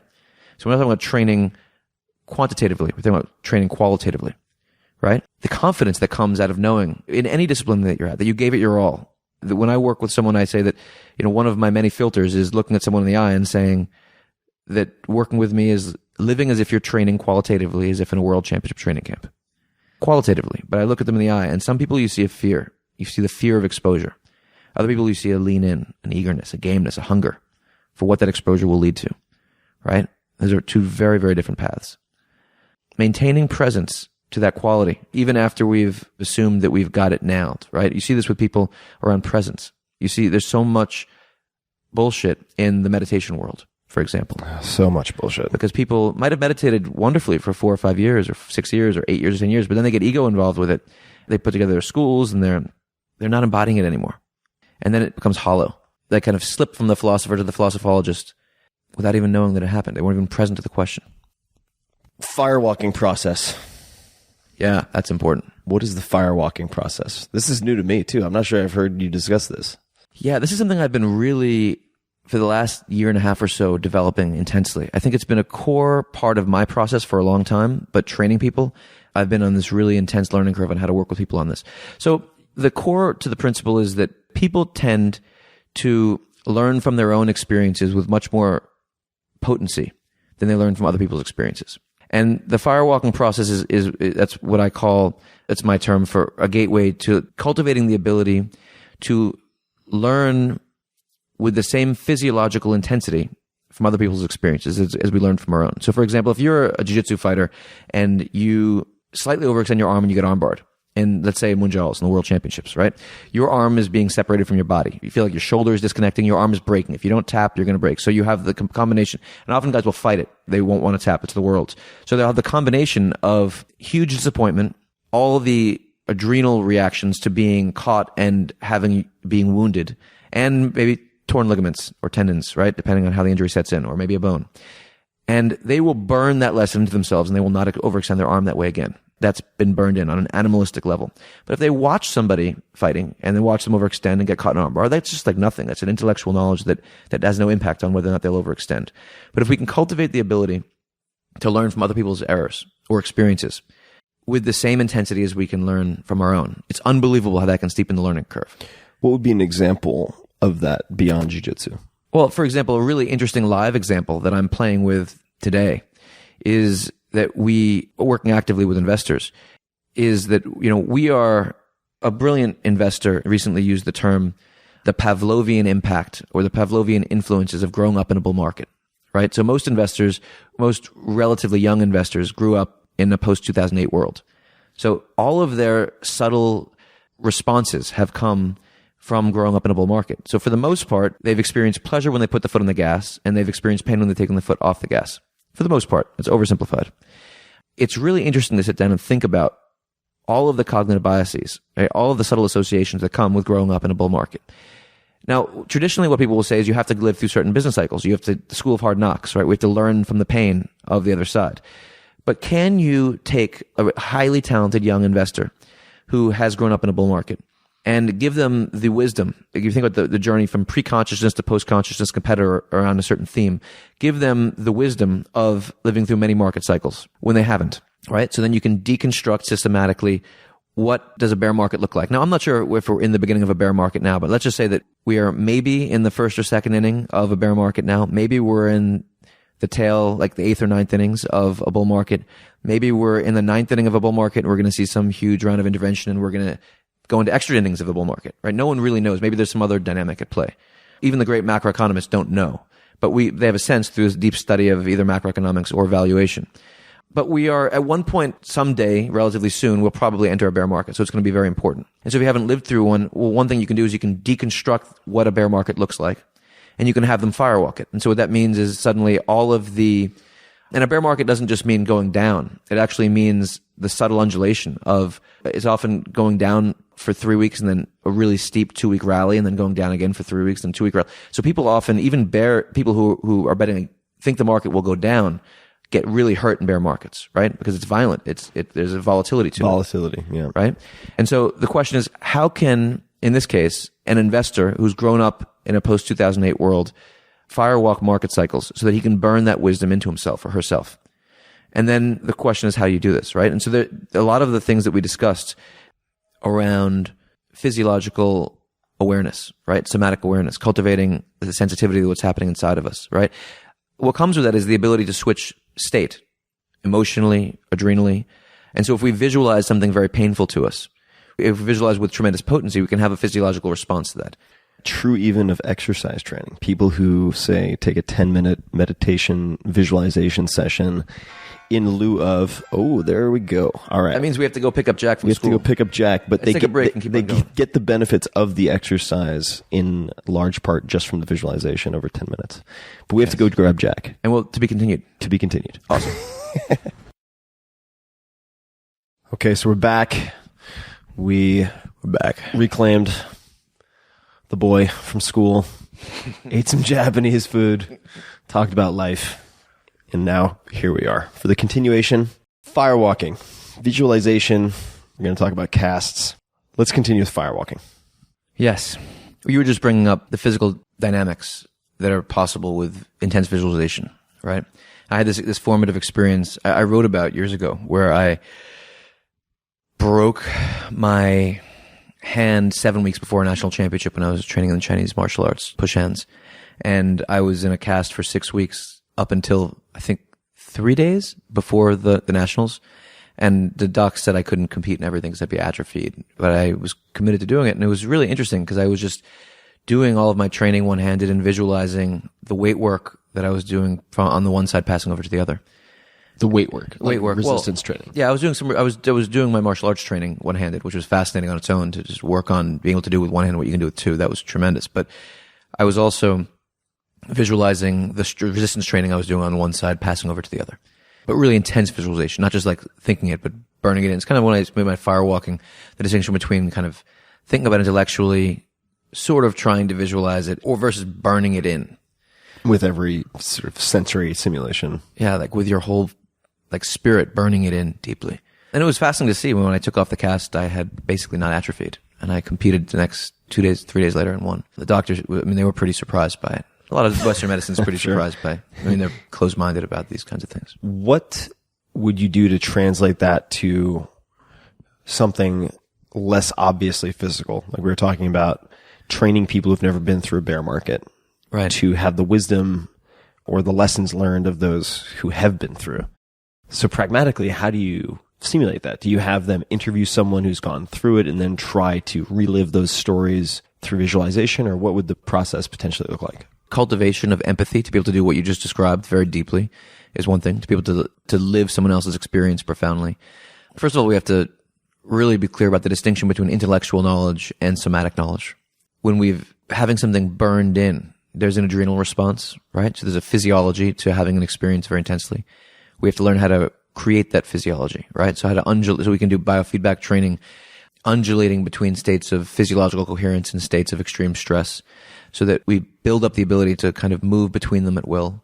And then when we're studying, for example, the experience of somebody getting burned extremely intensely time and again in a bear market, during the volatility, the ups and downs of a bear market, right? You can look at it and it can feel like just like a chart, or you can experience the anxiety that comes with it, the pain that comes with it, like the shattering of your previous conceptual scheme. You can almost firewalk the experience of the Pavlovian influence of growing up in a bull market and then having that shattered. You could firewalk that shattering and then open your mind to the reality of the broader cyclicality over the long term. And there's a lot of, in terms of how you do it, the foundation is in a lot of things we've been discussing, right? Intense meditation training, ways of becoming increasingly attuned to these subtle ripples inside your body, stilling your waters, having a lifestyle which is less reactive, less input addicted, being really aware of how we fill space addictively in life. Whenever there's empty space, we just fill it as opposed to maintaining the emptiness. And the emptiness is where we have the clarity of mind and the perception of these little micro ripples inside of us. Cultivating the ability to observe in us and in others the subtlest undulations of quality or of physiology. Well, you and I talk a lot about maintaining slack and trying to build slack into the system and how important that is. And I was told by someone I respect a lot recently, find the silence because you have to listen from the silence. And that might sound very vague, but I found that if you really meditate on it, I mean, it can apply to just about anything. I mean, if you really want to separate the signal from the noise, you need the space to do that. Right. It's such an important principle. You know, this principle of slack is so interesting. I mean, for me, a lot of it relates to the empty space for the learning process. And my way of life, I mean, I've built a life around having empty space for the development of my ideas, for the creative process, and for the cultivation of a physiological state which is receptive enough to tune in very, very deeply to people who I work with. And so, like, I can see how I could triple the amount of people that I work with very easily with the systems that I have. But my growth curve would it would change fundamentally. And my internal physiological training would take a hit, right? I wouldn't have enough time for meditation, for reflection afterwards, for developments of the thematic takeaways of every session that I have. And in the creative process, it's so easy to drive for efficiency and take for granted the really subtle internal work that it takes to play on that razor's edge. I think in part it comes back to the limiting of inputs and selective ignorance that you talked about, right? Because if you triple the number of clients you have in a high-tech and high-touch business, you're going to have to juggle 17 chainsaws instead of 2 chainsaws. And then I'm reacting. I'm not embodying the core principles that we're working on. And so much of what I find really high-level training is kind of sort of somatic transmission. Mm-hmm. You're embodying a certain state, and then you're helping someone embody that state as well. Totally agreed. And I think that if you want a good example of that, just as a relatively new dog owner as an adult, you can look at dogs or children who are fundamentally unblocked in that somatic reading ability. And you can see, just as you said, like as a parent transmits their state of being to their child, despite or with the assistance of whatever they might say. Similarly, if you're interacting adult to adult, you need to sort of return to that state to be maximally effective in what you do in particular.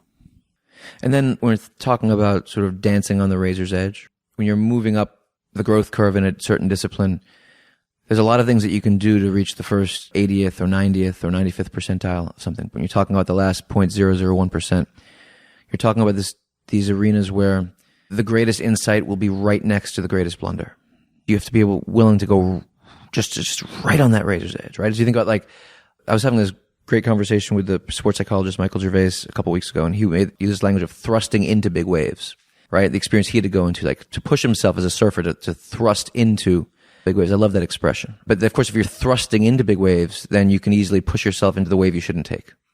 Right? So big wave surfers have to be able to navigate that, just the most finely tuned, in the moment, just intuitive decision-making process of whether the moment is just right or whether it's a moment that will kill you. And then if you're working with people as a coach or as a trainer of people who are navigating that terrain, you have to be in a state where you can navigate that terrain. You have to have an embodied state there. And I think that's a mistake that a lot of people make in everything that they do. They just scale.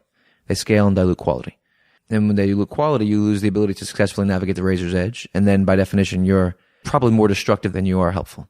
And so when I think about training people who are in that place, it's like 99.9% listening.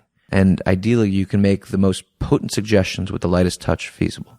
So the notes, I took some notes beforehand here, or borrowed some notes beforehand. And one of them touches on the principle of scarcity in A, habit creation, B, the learning process, C, the creative process. Could you just elaborate on the principle of scarcity? So if we think about the idea of subtraction or essentialism or scarcity, I mean, you frankly are as good as it gets, in my opinion, at harnessing the principle of scarcity. In your learning process, learning how to deconstruct something, focusing on what's absolutely most essential and zone in on it, as opposed to just throwing huge amounts of resources at things and just having a diluted quality of approach. Most people, when they become successful, they have the opportunity to have more resources, and they keep on layering more and more resources on things. And so they're not very potent in how they go about things. If you cut those resources down 99%, then you find yourself just zoning in on what's most essential. And then if you can learn to add resources incrementally, maintaining that potency, it's incredible what you can do. But it takes a lot of discipline to maintain that principle of scarcity. So in habit creation, taking on the right amount, not too much. Not too little, but not too much. People tend to think about layering on, they get excited when they realize, if I go through a diagnostic process with something, we realize that there's 10 areas they could take on. They want to take on all of them at once. Right? You can really take on one or two things at once. Ideally, one theme. Then you take on 2 or 3 manifestations of that theme to burn that theme on. Then you keep on layering. In the creative process, I mean, you talk about limiting inputs, right? We've been talking about limiting positive inputs. Constraints, yeah. Right, positive constraints. Listen, me speaking about this principle to you, I mean, you embody this principle profoundly. What are your thoughts on it? Well, there are a few things. Just to maybe add a couple of anecdotes to what you just said. The first thing that came to mind was a quote, and I'm going to butcher this, but it's from Jack Ma of Alibaba, who said, in the beginning we had an advantage. We had no experience, no business plan, and no money. So it forced us to make all of our decisions very carefully. And I do think that people tend to, and I'm also borrowing this, overestimate what they can accomplish in a week and underestimate what they can accomplish in a year, which leads to theoretically appealing decisions like trying to adopt 10 new behaviors at once that are kind of hour-wise and year-foolish, in the sense that they're doomed to fail from the outset in many respects. And to your point also about scaling, I have friends who call this the S word because it's romanticized, kind of worshipped notion in Silicon Valley. Scale, scale, scale. You got to be bigger, hire more people, ship more product. And if you are looking to kind of optimize your craft, your art, that may or may not be the right path to doing that. And to my mind, you can look at exemplars, or you can look at examples of people who have scaled who are still critics of scaling, in the sense that Bill Gates, I believe, said, if you add people to an inefficient process, it just makes the problem worse. You have to add people to an efficient process. And to that end, like whether you are looking to build for instance, lifestyle business, like a healthy cash flow based business that represents in some way your craft. Let's just say you make, this is a real example actually, like 20 customized rifles a year. That's all you do. And you sell to the top 0.001% of marksmen in the United States. You never ship more than that. That's the constraint that you apply. Whether you're trying to do that or build Microsoft, that lesson can apply, whether it's adding one person or adding the next 1,000 people. So for me, I think it's very easy to create a false dichotomy in your mind when you look at, say, a small scale craftsman who's perhaps like making, let's just say, oil paintings in rural Alaska versus a startup in Silicon Valley with 1,000 employees, and think of them as totally different. But in fact, if you look at the top performers in either environment, they'll have a lot in common with each other. And I think one of those commonalities is applying a lot of positive constraints, even when you have an embarrassment of resources available. If we think about this in terms of the creative process, one of the most important things to train is the ability to ask the right question, to know where to look, right? And if you look at people in most creative fields who are extremely high level versus incrementally lower fields, it's knowing what the most critical area is for thinking. Yeah, thinking about this principle of scarcity, one of the ways that I have myself trained at this in the creative process, or harness the principle of scarcity, and I have everyone who I work with live in this routine, is forcing yourself to end of each day think about what the most important question is and what you're working. We discussed this last time. It's really interesting because you're studying complexity all the time, and if you're a really high level thinker, you're slicing through most of it like butter, but then there's usually 1 or 2 or 3 areas of stuckness. And most people I find tend to live in the creative process by kind of surfacing, deciding where they want to go, putting their head down and just grinding their way toward it, and then surfacing later on. They don't surface enough to reflect on what's the most potent direction to go. You think about like the human versus the computer playing chess 10 years ago. Now the computers are getting really good at knowing where to look. But 10 years ago, the human knew that one of these 2 or 3 directions was the right essential direction. Intuitively, we sense that, right? And we cultivate the ability to know where to look. The computer had to look at everything. If we're looking at everything, then we're just operating like really, really bad computers. But if we cultivate the ability to ask the most potent question systematically, right? So how do we do this? Well, we have a routine where we end each workday thinking, what's the most important question in what I'm doing right now? Pose the question to the unconscious, and wake up first thing in the morning and brainstorm on it. Do you have them pose it again? No. Actually, I think it's pretty important not to do that, because then we're kind of consciously ruminating on it. I have them, hopefully they haven't thought about it for a few hours before they go to bed. This is something that Hemingway wrote about in his writing process really beautifully. Yeah, Hemingway would stop writing mid-sentence. Right. And provide a foothold for continuing the next day. Right. Which we could also look at from the framing of that internal versus external framing, right? If you're kind of held by a sense of guilt whenever you're not working, then you're going to feel like you have to write everything you have to write. But if you're nurturing from the inside out your creative process, you're going to be comfortable stopping with a sense of direction, even when you're mid-sentence or mid-paragraph, right? When I've talked to people who have started journaling successfully for the first time, the most consistent pattern that I see is I write less than I feel I can each day. They're never pushing to max capacity or feeling like they're pushing to max. They always write less than they feel they should write. Right. That's very interesting. That's very interesting. And if we think about taking this and then turning it into a systematic training of the ability to be potent in the creative process, if we're working on a given project and we're reflecting on what's the most important question here, and we're journaling on it in the brainstorm in the morning, we're doing a lot of things, we're opening the channel systematically between the conscious and the unconscious mind. We're waking up in the morning and beginning our day proactively, all of these things which we discussed in the past. Then if you sit back after, say, a month and you look back at your, say, 3 or 4 or 5 journals, brainstorms, Q&As on a given subject, and you think about, okay, so in the moment, this is what I thought was most potent, but now I realize this, in fact, would have been most potent. What's the gap?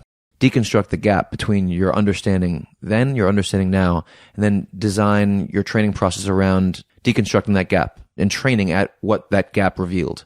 It's a really powerful way for individuals. Right. What assumptions underlied that gap, right? The creation of that gap or that blind spot. That misperception about what was most important. Right.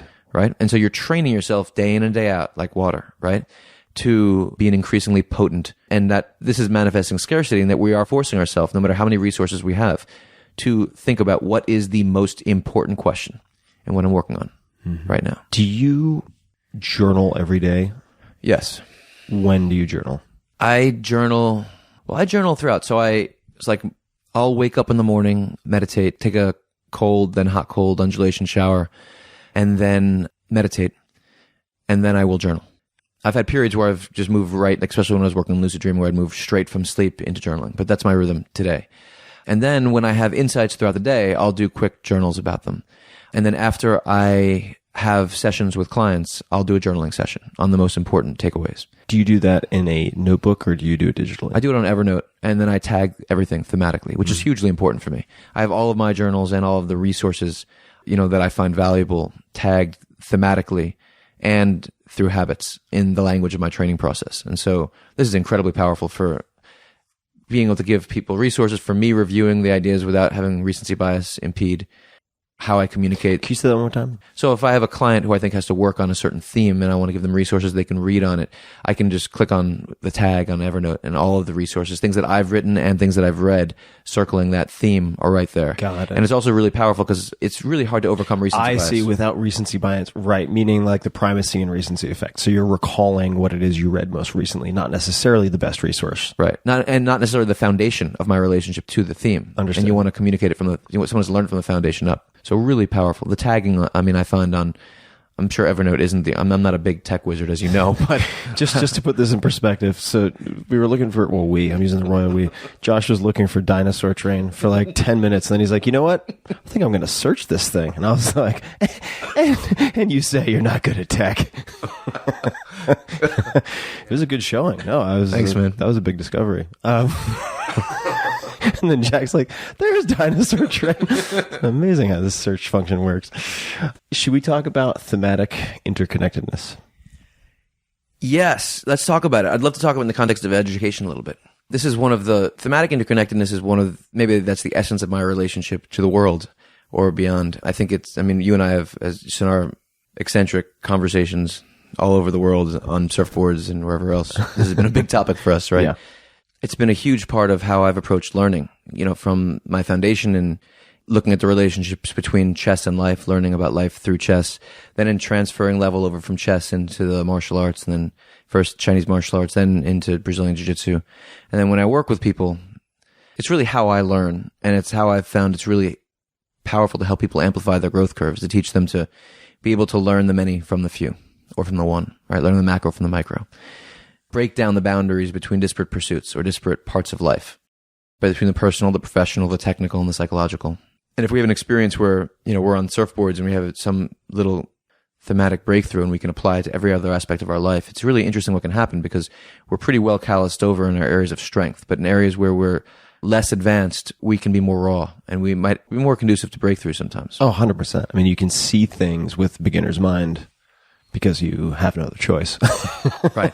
You don't have to try to simulate beginner's mind because you are a beginner. It's like the race to the bottom experience. So for those who are wondering what the hell that means, the race to the bottom is an expression that Eric of Paddlewoo, our paddle surfing instructor, uses to refer to constantly dropping in board size, often measured in liters for buoyancy purposes. And Josh and I and everyone who was there really very quickly realized that you are, to use your expression, kind of dancing the razor's edge and trying to find a balance between the race to the bottom, but also maintaining motivation so you're not just slipping on banana peels for 5 hours straight. And to what extent do you focus on the board size in the race to the bottom versus, which gives you more maneuverability in surfing, versus actually working on, say, the footwork and the other technical aspects of the game on a board that you can manage. And it's very interesting to think about this theme of the race to the bottom combined with this other wonderful principle that we were all talking about with Eric, which is the swapping of boards between, so he had these camps where I think the 18 top stand-up paddle surfers in the world together with him, all riding these ridiculously small boards that are deep underwater when you're standing on them. And it's incredibly hard to balance in these things. So they've internalized this race to the bottom theme so deeply, which we are working on. And then they had this experience where they were all together, and initially it was sort of competitive, but then it became much more collaborative, and they were just sharing ideas. And then they began to swap boards, and they began to have this interesting experience where every surfboard kind of carves its own lines, right? There's the practitioner who carves his lines, but then there's also the board that has, a unique rocker will find new lines in the wave. And what these guys would find is that if they swap boards, they could see new lines in the wave. Because if they listened to the board, some guys would swap boards and try to force the new board to carve their lines. Others would sort of be open to what this new board could do. And then they would learn from it. And then they'd go back to their board and their minds would open up. That's another way of thinking about this idea of the beginner's mind, right? The new board forced them, helped them see new lines if they were open-minded enough. So anyway, this is an example of thematic interconnectedness, right? So when I came back from that, this was our previous trip where we were talking about the swapping boards theme. And I came back and I was red hot on fire with how to apply this theme in the investment process with my guys, right? So you have these teams that are so private and that are so magnificent at what they do. But if you could get teams to mix, to share ideas with a sense of abundance, like for example, if a world-class portfolio manager could swap analysts with another PM for a week or 2 or 3, wouldn't it be interesting? If they were truly, everyone was sharing openly, you'd be doing equivalent of swapping boards, seeing new lines, right? It's forcing a beginner's mind, but forcing a beginner's mind not only with an open-mindedness, but also tapping somebody who is truly exceptional at a very different style of what you do. So there's an example of just having experience in surfing and applying it to something else. And converting it potentially into a simple question, right? Like, where can I swap boards? Right. Could be something that is used for fodder for people listening in a journaling exercise. Wake up, have your coffee. Or I was going to say have your coffee, then meditate. Probably not the right order. Meditate, have your coffee, sit down, drop that question at the top and just... Where can I swap boards? Beautiful. Exactly. That's a magnificent journaling, like brainstorm question to riff on. I love it. So how do you apply that to education? So this thematic interconnectedness, I don't think that we can do much more important work with children than help them love learning, help them learn to bring out the essence of who they are in the learning process. So to express the core of who they are through learning, which obviously will help them love learning, and then help them discover thematic interconnectedness, how the world is interconnected via principles, themes. People are really siloed right now. People think about disciplines in an increasingly data-driven, segregated way, in a closed-minded way, and it's kind of heartbreaking. And so, I have this nonprofit I've been running for a lot of years, and a huge amount of what we do, so all of our work is in education. We've got hundreds of programs around the world, mostly in the U.S., but international as well. theartoflearningproject.org is our website. And the programs that are most exciting to me are the ones where we really are systematically working with schools to help children experience thematic interconnectedness. So the way we'll do this, for example, is that we'll be working with 5 teachers in 5 different subject matters, or 4 or 5 or 6 or 3, whatever the number is, in the same age group. What are you smiling at, man? What are you thinking? Sorry, sorry, guys. I was just looking at the URL. So it's theartoflearningproject.org. And I was laughing because I remembered when we were filming the TV show and we were walking up the stairs to the jiu-jitsu, to the Marcelo Garcia gym, and you kept on saying, towel this, towel that. And I thought you were saying towel, Towel. And I'm like, what the fuck is towel? And you're like, it's my goddamn book. And you got all upset. I'm like, the art of learning. I'm like, how did you expect me to piece that together? Anyway, that's why I was smirking. Sorry. Right. Now I know the acronym, and I won't anger Josh any further. You didn't anger me. I know. I'm just fucking with you. So anyway, I don't remember that conversation. I'm trying to prove that. It was great. Towel for like 5 flights of stairs. I'm like, what the fuck are you talking about? Anyway, my bad. So the way that we do this is that we have, for example, 5 teachers in different subject matters working with my team to weave the same principle of learning into, for example, math, English, history, social studies, volleyball, soccer at the same time. And so you'll have kids who are studying their subject matter. They're studying also the way a certain principle of learning or the creative process of performance psychology manifests in each of these disciplines at the same time. And so they're, by definition, breaking down the walls between these different pursuits. And it's a really interesting systematic way of doing this. So they'll be studying the same principle in math and they move to the next subject and they're experiencing it through another lens and then through another lens and they're experiencing it in sport. Are these borrowed from the Art of Learning book in so much as you're talking about smaller and smaller circles, or you're talking about learning the macro from the micro, et cetera? Yes. Yeah. The root of these are in core themes of learning, creativity, and performance psychology that I wrote about in my book and that I've developed since. Yeah, absolutely. And we've spoken about a lot of them together. Yeah. And so it's a kind of a combination of individualized self-expression. Well, a lot of these themes that we've been discussing today and last time. And so can people learn more about this at theartoflearningproject.org? They can. So everybody, please come check out the site. We've got some really wonderful programs around the world, and it's a good timing for this right now because I'd love it if any educators out there. We're on the verge of launching about 10 really high level programs. This is what we want to launch, all thematically driven right now, and preparing them in the next months. And so anyone who is in the educational world who'd love to touch base with us about applying for this kind of program, Katie on my team can be reached at Katie, Katy, at jwfoundation.com. JW Foundation is the name of my nonprofit that houses the Art of Learning Project. So Katie at jwfoundation.com. Katie, Katy, at JW as in Joshua Waitzkin Foundation.com. Yes. And she works. What type of educators should check this out and email her? Teachers or people running schools or school systems. Any minimum number of students or any other parameters? Well, the essence of these programs would be a school system that's open-minded around, for example, engaging, like I described, teachers in different disciplines working at the same time in a collaborative way so that the kids can be embodying the same principle in multiple disciplines at the same time. I mean, that's the essence of it. So it's a bit of a coordinated program. We've had wonderful success doing this. And it's what really excites me when I think about education, how to build systematic training in creativity through thematic interconnectedness into the way kids learn these days, because kids get so excited when they can see connections. I mean, this is a big part of what I'm experiencing as a dad with Jack, is how red hot he gets when he can learn something and then apply it to many other things. This is a core part of my approach to learning. I think it's maybe my biggest strength is the ability to find hidden harmonies between disparate parts of life. Seemingly disparate. Yeah, seemingly, right. Well, Josh, Beautiful. This is always so much fun to drag you kicking and screaming out of your cage. You did it. Cage. or cave.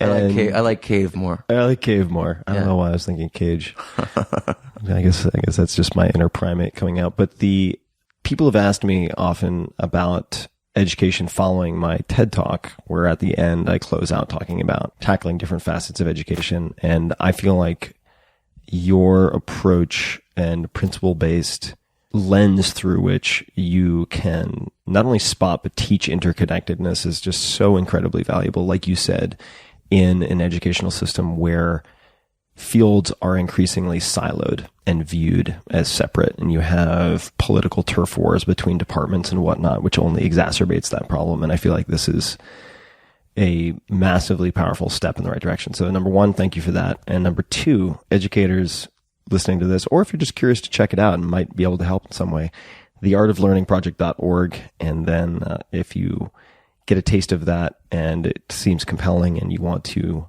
try to apply or jump into the fray, then Katy, Katy, at jwfoundation.com. I'll put this in the show notes for everybody listening. These will be, many of the other things that we mentioned will be in the show notes at 4hourworkweek.com/podcast. But Josh, I would usually ask, where can people find you online, but they can't find you. Can't find me. So I won't ask that.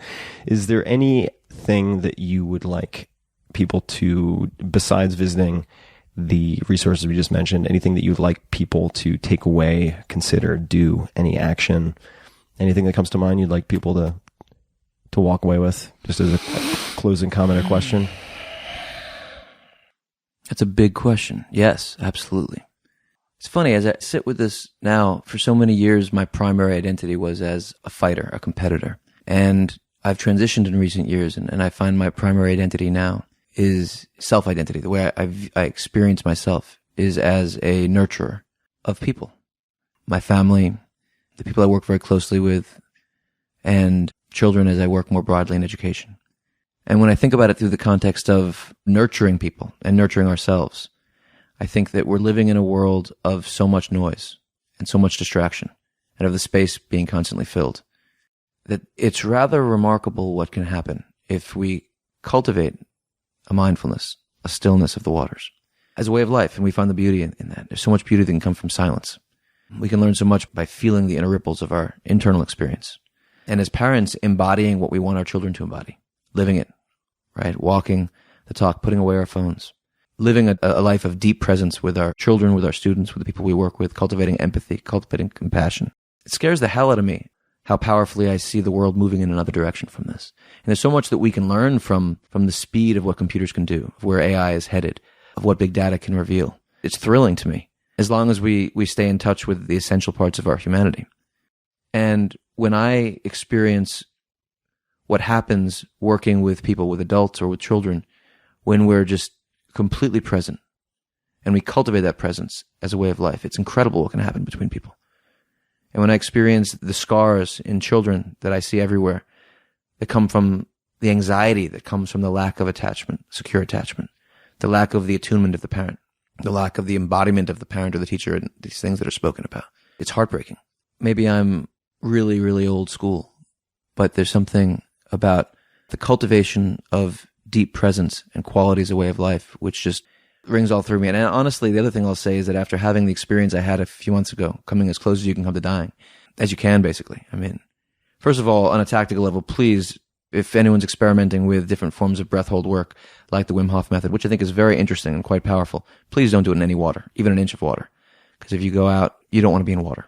I should say, if you practice this stuff enough in your type A personality, you are going to go out.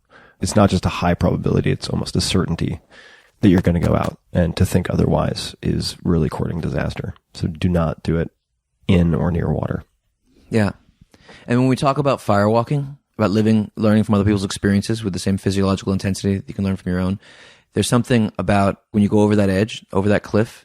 If I could take the experience of love, gratitude, and beauty that I've been living with ever since I had that experience, and I could give it to my brothers and sisters, you know, holy smokes. I mean, what a beautiful thing. And so if there's any way that we can live with that deep sense of beauty, such a rich place. To find the stillness, to cultivate, not just find, but create that stillness and practice, like you said, the calming of the waters, I think it's underestimated because of its perceived simplicity. Just as not all things that are simple are easy, not all things that are simple are low in value, right? It's sometimes what's right in front of you within grasp that is most important to grasp onto and make use of. Yeah. It doesn't have to be extremely esoteric. And it's so easy to think we've got it nailed, you know, like we can meditate for 15 years and think we've got presence nailed. And then we stop meditating and then 6 months pass and we're distracted. There's a constancy to it. Yep. And a presence to the sense of the real sense of danger that it can slip. Speaking for me personally, it's also building it in as a habit, just like brushing your teeth, for those people who brush their teeth. In so much as, for me, I know this is true for many of my friends, meditation doesn't really work well as a batched process. In other words, like meditating 10 minutes a day for 10 days is much more valuable than meditating once in 10 days for 100 minutes. For most people, it'll be less painful too. Once you get into that habit and it becomes a ingrained part of your being and your practice, you will see the value, particularly once you have a critical mass of, for me, it's typically 5 to 7 days. And then I'm just like, I cannot believe I wasn't doing this. I can't believe I stopped for 4 weeks or whatever it is. It's incredibly valuable. And Brother Josh. Thanks, brother. This was a blast, man. Thanks, buddy. Hey guys, this is Tim again. Just one more thing before you take off, and that is 5 Bullet Friday. Would you enjoy getting a short email from me every Friday that provides a little fun before the weekend? Between 1.5 and 2 million people subscribe to my free newsletter, my super short newsletter called 5 Bullet Friday. Easy to sign up, easy to cancel. It is basically a half page that I send out every Friday to share the coolest things I've found or discovered or have started exploring over that week. It's kind of like my diary of cool things. It often includes articles I'm reading, books I'm reading, albums perhaps, gadgets, gizmos, all sorts of tech tricks and so on that get sent to me by my friends, including a lot of podcast guests. And these strange esoteric things end up in my field, and then I test them, and then I share them with you. So if that sounds fun, again, it's very short, a little tiny bite of goodness before you head off for the weekend, something to think about. If you'd like to try it out, just go to tim.blog/Friday. Type that into your browser, tim.blog/Friday. Drop in your email, and you'll get the very next one. Thanks for listening. This episode is brought to you by Shopify, one of my absolute favorite companies, and they make some of my favorite products. Shopify is the commerce platform revolutionizing millions of businesses worldwide, and I've known the team since 2008 or 2009. But prior to that, I wish I had personally had Shopify in the early 2000s when I was running my own e-commerce business. I tell that story in the 4-Hour Workweek, but the tools then were absolutely atrocious, and I could only dream of a platform like Shopify. In fact, it was you guys, my dear readers, who introduced me to Shopify when I polled all of you about best e-commerce platforms around 2009, and they've only become better and better since. Whether you're a garage entrepreneur or getting ready for your IPO, Shopify is the only tool you need to start, run, and grow your business without the struggle. Shopify puts you in control of every sales channel. It doesn't matter if you're selling satin sheets from Shopify's in-person POS system or offering organic olive oil on Shopify's all-in-one e-commerce platform. However you interact with your customers, you're covered. And once you've reached your audience, Shopify has the internet's best converting checkout to help you turn browsers into buyers. Shopify powers 10% of all e-commerce in the United States. And Shopify is truly a global force as the e-commerce solution behind Allbirds, Rothy's, Brooklinen, and millions of other entrepreneurs of every size across more than 170 countries. Plus, Shopify's award-winning help is there to support your success every step of the way if you have questions. This is Possibility powered by Shopify. So check it out. Sign up for a $1 per month trial period at Shopify. That's Shopify. Shopify.com/Tim. Go to Shopify.com/Tim to take your business to the next level today. One more time, all lowercase, Shopify.com/Tim. This episode is brought to you by Helix Sleep. Helix Sleep is a premium mattress brand that provides tailored mattresses based on your sleep preferences. Their lineup includes 14 unique mattresses, including a collection of luxury models, a mattress for big and tall sleepers, that's not me, and even a mattress made specifically for kids. They have models with memory foam layers to provide optimal pressure relief if you sleep on your side, as I often do and did last night on one of their beds. Models with more responsive foam to cradle your body for essential support in stomach and back sleeping positions, and on and on. They have you covered. So how will you know which Helix mattress works best for you and your body? Take the Helix Sleep Quiz at helixsleep.com/Tim and find your perfect mattress in less than 2 minutes. Personally, for the last few years, I have been sleeping on a Helix Midnight Luxe mattress. I also have one of those in the guest bedroom, and feedback from friends has always been fantastic. They frequently say it's the best night of sleep they've had in ages. It's something they comment on without any prompting from me whatsoever. Helix mattresses are American-made and come with a 10 or 15-year warranty, depending on the model. Your mattress will be shipped straight to your door, free of charge. And there's no better way to test out a new mattress than by sleeping on it in your own home. That's why they offer a 100-night risk-free trial. If you decide it's not the best fit, you're welcome to return it for a full refund. Helix has been awarded #1 mattress by both GQ and Wired magazines. And now Helix has harnessed years of extensive mattress expertise to bring you a truly elevated sleep experience. Their newest collection of mattresses, called Helix Elite, includes 6 different mattress models, each tailored for specific sleep positions and firmness preferences, so you can get exactly what your body needs. Each Helix Elite mattress comes with an extra layer of foam for pressure relief and thousands of extra microcoils for best-in-class support and durability. Every Helix Elite mattress also comes with a 15-year manufacturer's warranty and the same 100-night trial as the rest of Helix's mattresses. And you, my dear listeners, can get between 25 and 30% off, plus 2 free pillows on all mattress orders. So go to helixsleep.com/Tim to check it out. That's helixsleep.com/Tim. With Helix, better sleep starts now.